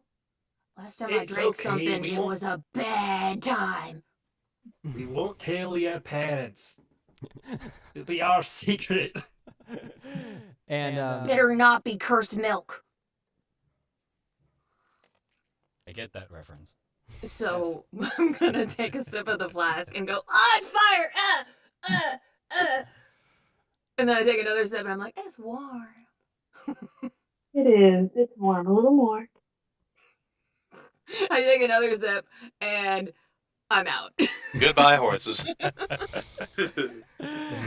the sun sets over another thrilling adventure. Uh, I think we'll close it up there and spend a couple of minutes just reflecting. So, Hello, background person. oh, that's Josh. That's Josh. So, what do we want to do about what's left in there? I.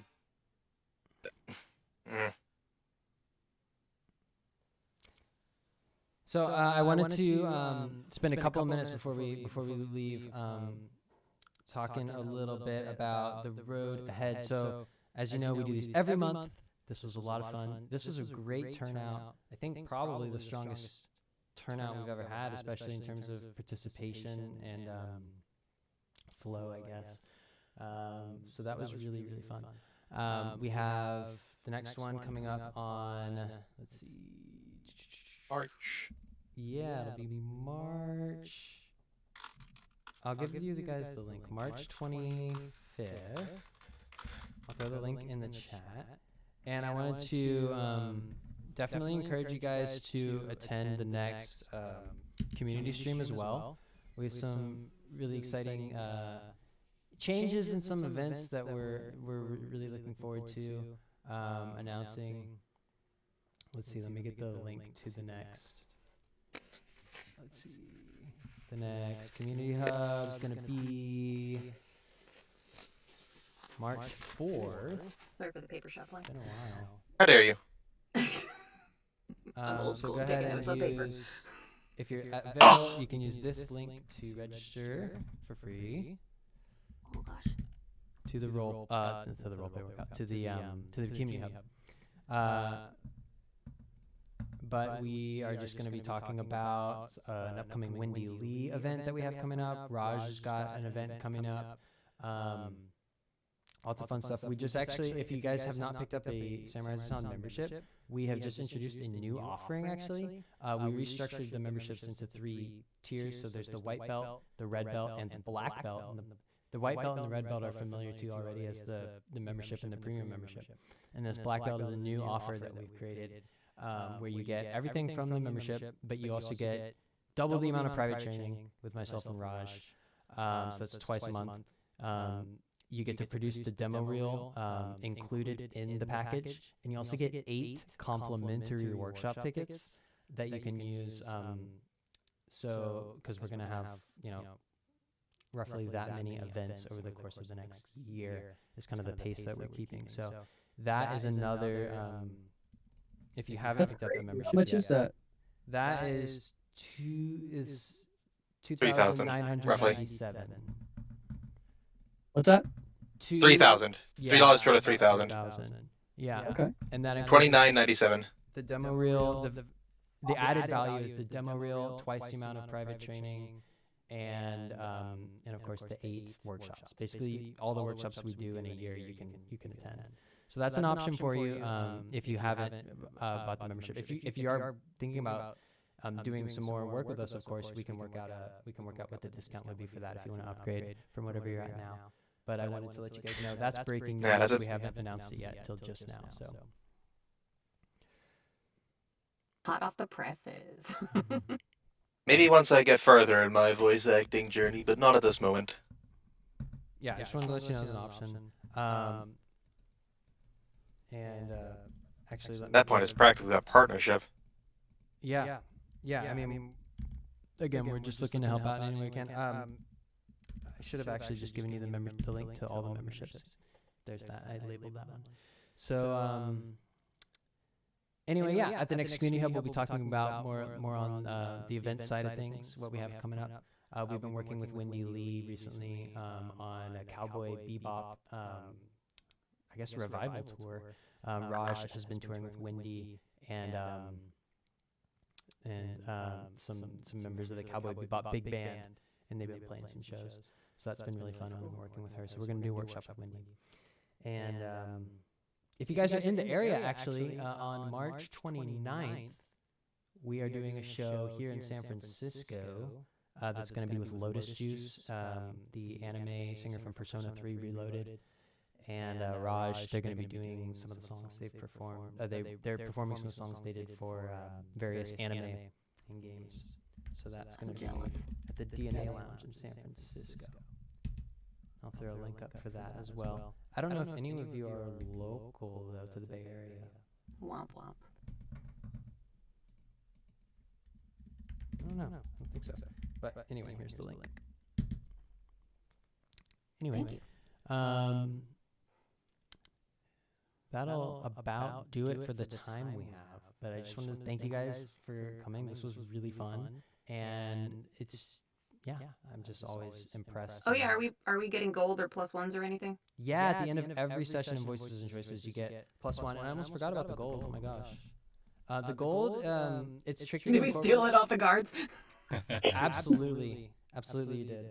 Man, they have no beer to steal. It's tricky to incorporate into the session itself, but if you think of something that you would want for your character, you could just contact, shoot me an email.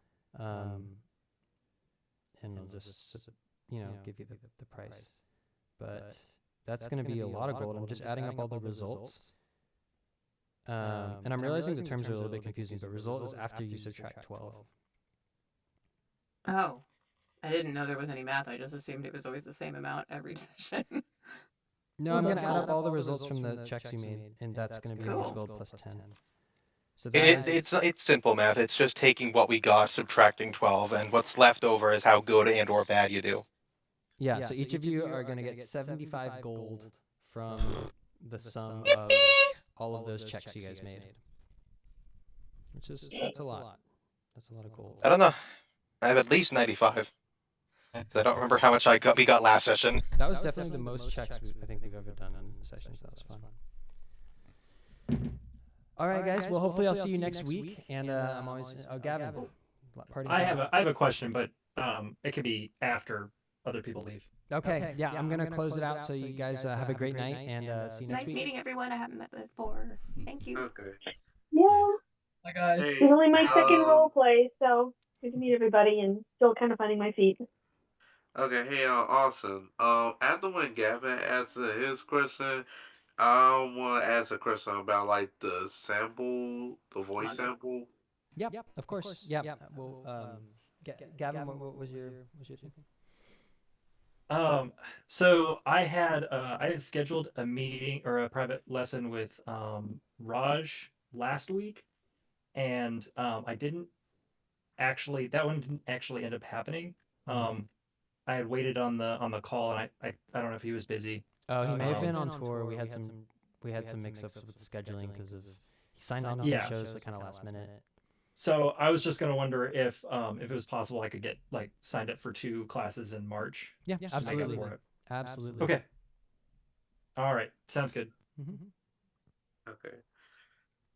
And Austin, my question is that after my meeting with Ross on a few weeks ago, I signed up with an account on Voices and Voices 123, Mm-hmm. and I know I'm in the process of creating my voice sample. So, uh, so can I use the audio from my previous practice voiceover recordings? Can I use that as my voice sample? So you're talking about for a demo reel? Not necessarily. Because I think when I created it, it mostly asked for like a voice sample rather than a demo reel. Okay. I mean, if you just want sort of an informal voice reel, like yeah, you can use what you have. I would consider, thinking about what kinds of scripts you would want to use, and in the long run, you'll probably want to have a professionally produced demo reel. But I mean, yeah, if you're just putting together something informally, just make sure you're presenting yourself in the best light, right? So as a member, you can send us what you have if you're wondering, about the quality of it. If you have questions about that, we're happy to help you sort of gauge where you're at, and if it would be worthwhile to put that into like a sample. Does that answer your question? Yes, and also I did send something to Raj and you about all my audio that I did save and recorded, and I wanted some feedback. Oh, okay. Okay. I will look at that right now, actually. Oh, yeah, I see it. I see it. Let's go ahead and go through this. All right.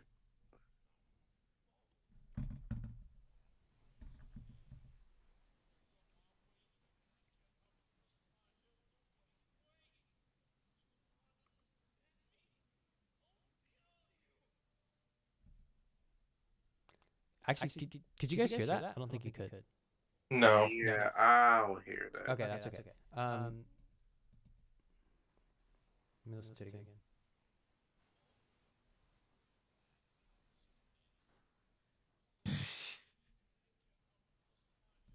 Yeah, I mean, I'm listening to the first one. It's sort of this like strained. It looks like Bakugo, My Hero Academia impression. It's a nice tense moment. I could definitely like see like some dramatic music under it and some like cool sword sound effects or something. But what we want to focus on is really enunciating all those words so that they come through clearly, so people can understand the context. That's really it's really first and foremost is making sure that people can understand very clearly what's being said. So I think that there's some opportunity there to improve some of the diction there. I'm gonna move on to the goldfish one. Yeah, I think like the Gophers one really like the funniest one that I do.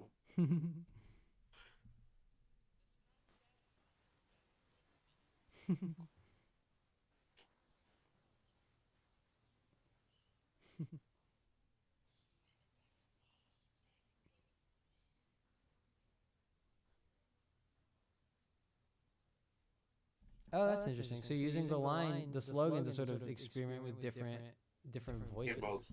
I think that's a really cool exercise.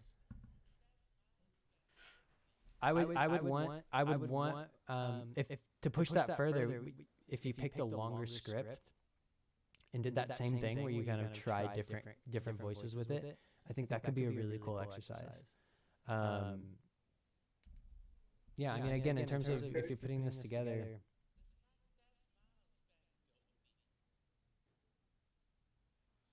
Just listening again. Oh shoot! I should probably do the February 2025 voice challenge thing in Babadoodle. Yeah, we got monthly and weekly challenges now. And you got weekly now. Yeah, we got weekly practice challenges. Oh yeah, week 2. There it is. Yeah. Now I'm onto the. What do you mean do now? Oh crap. Yeah, so because for these, I like the ideas. I think what we usually do for the demo reels is we kind of create similar characters, so it wouldn't be like Jimmy or Bakugo directly. It would be like characters similar to those for Okay. you know. Sorry, Austin. Really important formatting thing. The I don't know who writes the articles for this community server. Is it you? Is it someone else? The articles? Yes. What do you mean the articles? Oh, like the Like challenges?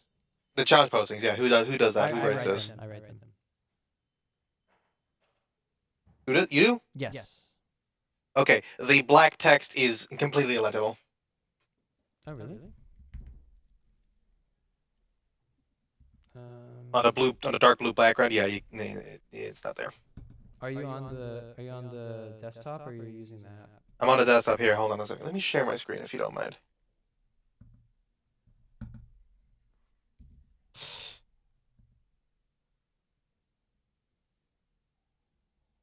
Interesting. So you're in challenges, and then this is the voice boost challenge. Oh, weird. Why is it? Thank you. How did you know? Yeah, you're so right. Why would they make this? I don't know why they made this. The system made this dark blue. That's. Oh. Yeah, you'd have to highlight it to read it. Sorry, I'm doing this on my own screen. Oh no, it looks like the way that this looks like this could be fixable actually because some of the text is white. So I might just have to go in.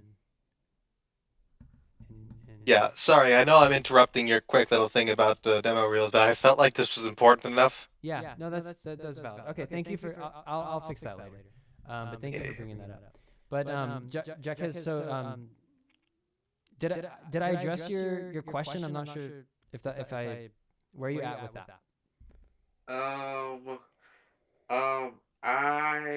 I appreciate the feedback. Right now I'm logging in now. Okay then.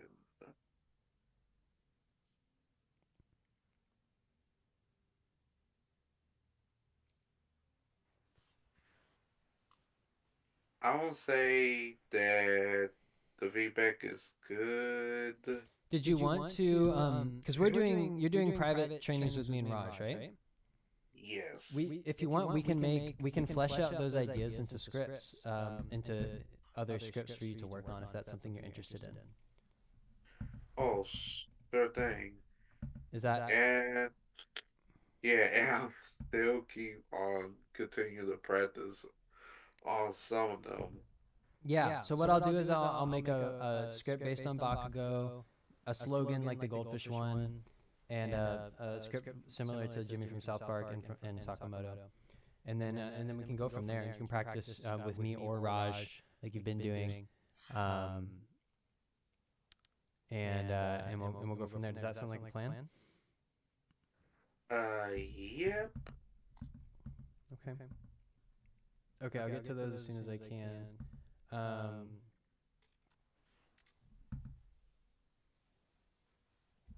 Just taking a note of that.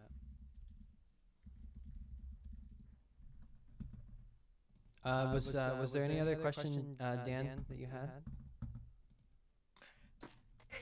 Mostly I don't really have too many questions. It's mostly where do I next go from here about it? Next go like in here in like the sorry, brain no worky good right now. It's like 10, 10 it's 11 o'clock. As a voice actor? My question, yes, where do I go in my what next step should I be making for the voice career? So my advice would be to start if you haven't done so already. Do you have like a time set aside each week that you do reserved for practicing or finding auditions?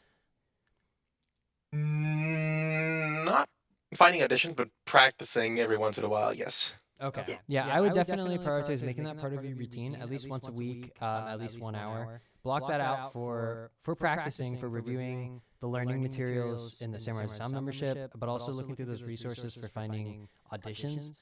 and start going through those online auditioning platforms and committing. Any in particular that you recommend?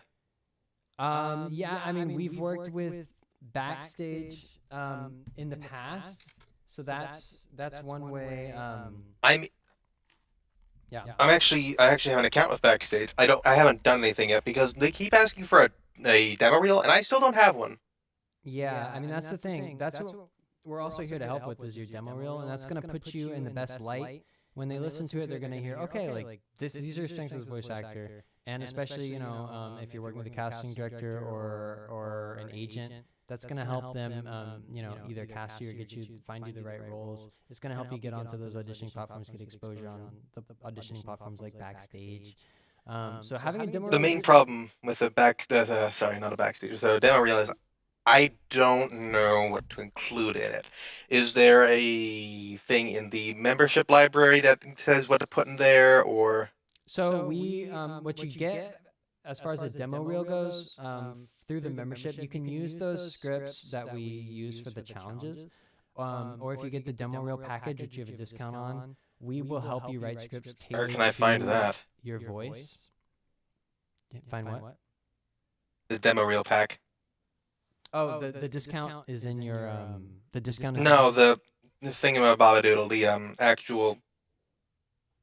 Is it launching your successful voice acting career? Is that it, or is it something else?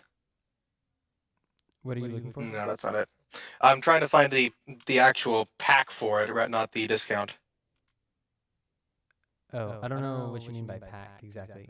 You just said there was something about a demo reel pack, and that you can use your discount on it. So I'm looking for the actual place where I can acquire that pack, so I can put the discount in it.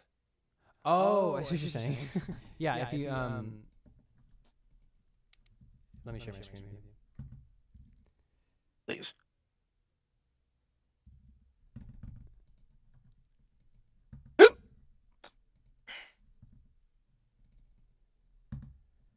Okay, when you log in. Yes. Wow, your menu is very green. Yeah, it is. Anyways, yes, log in. I think that is the top part of the strawberry. And you go down to, it's actually at the top. Member discounts. This is where all your discounts are. Uh-huh. So, produce your demo. Yeah. Produce your demo reel. There it is. There it is. Yeah, you can use that link. Probably shouldn't have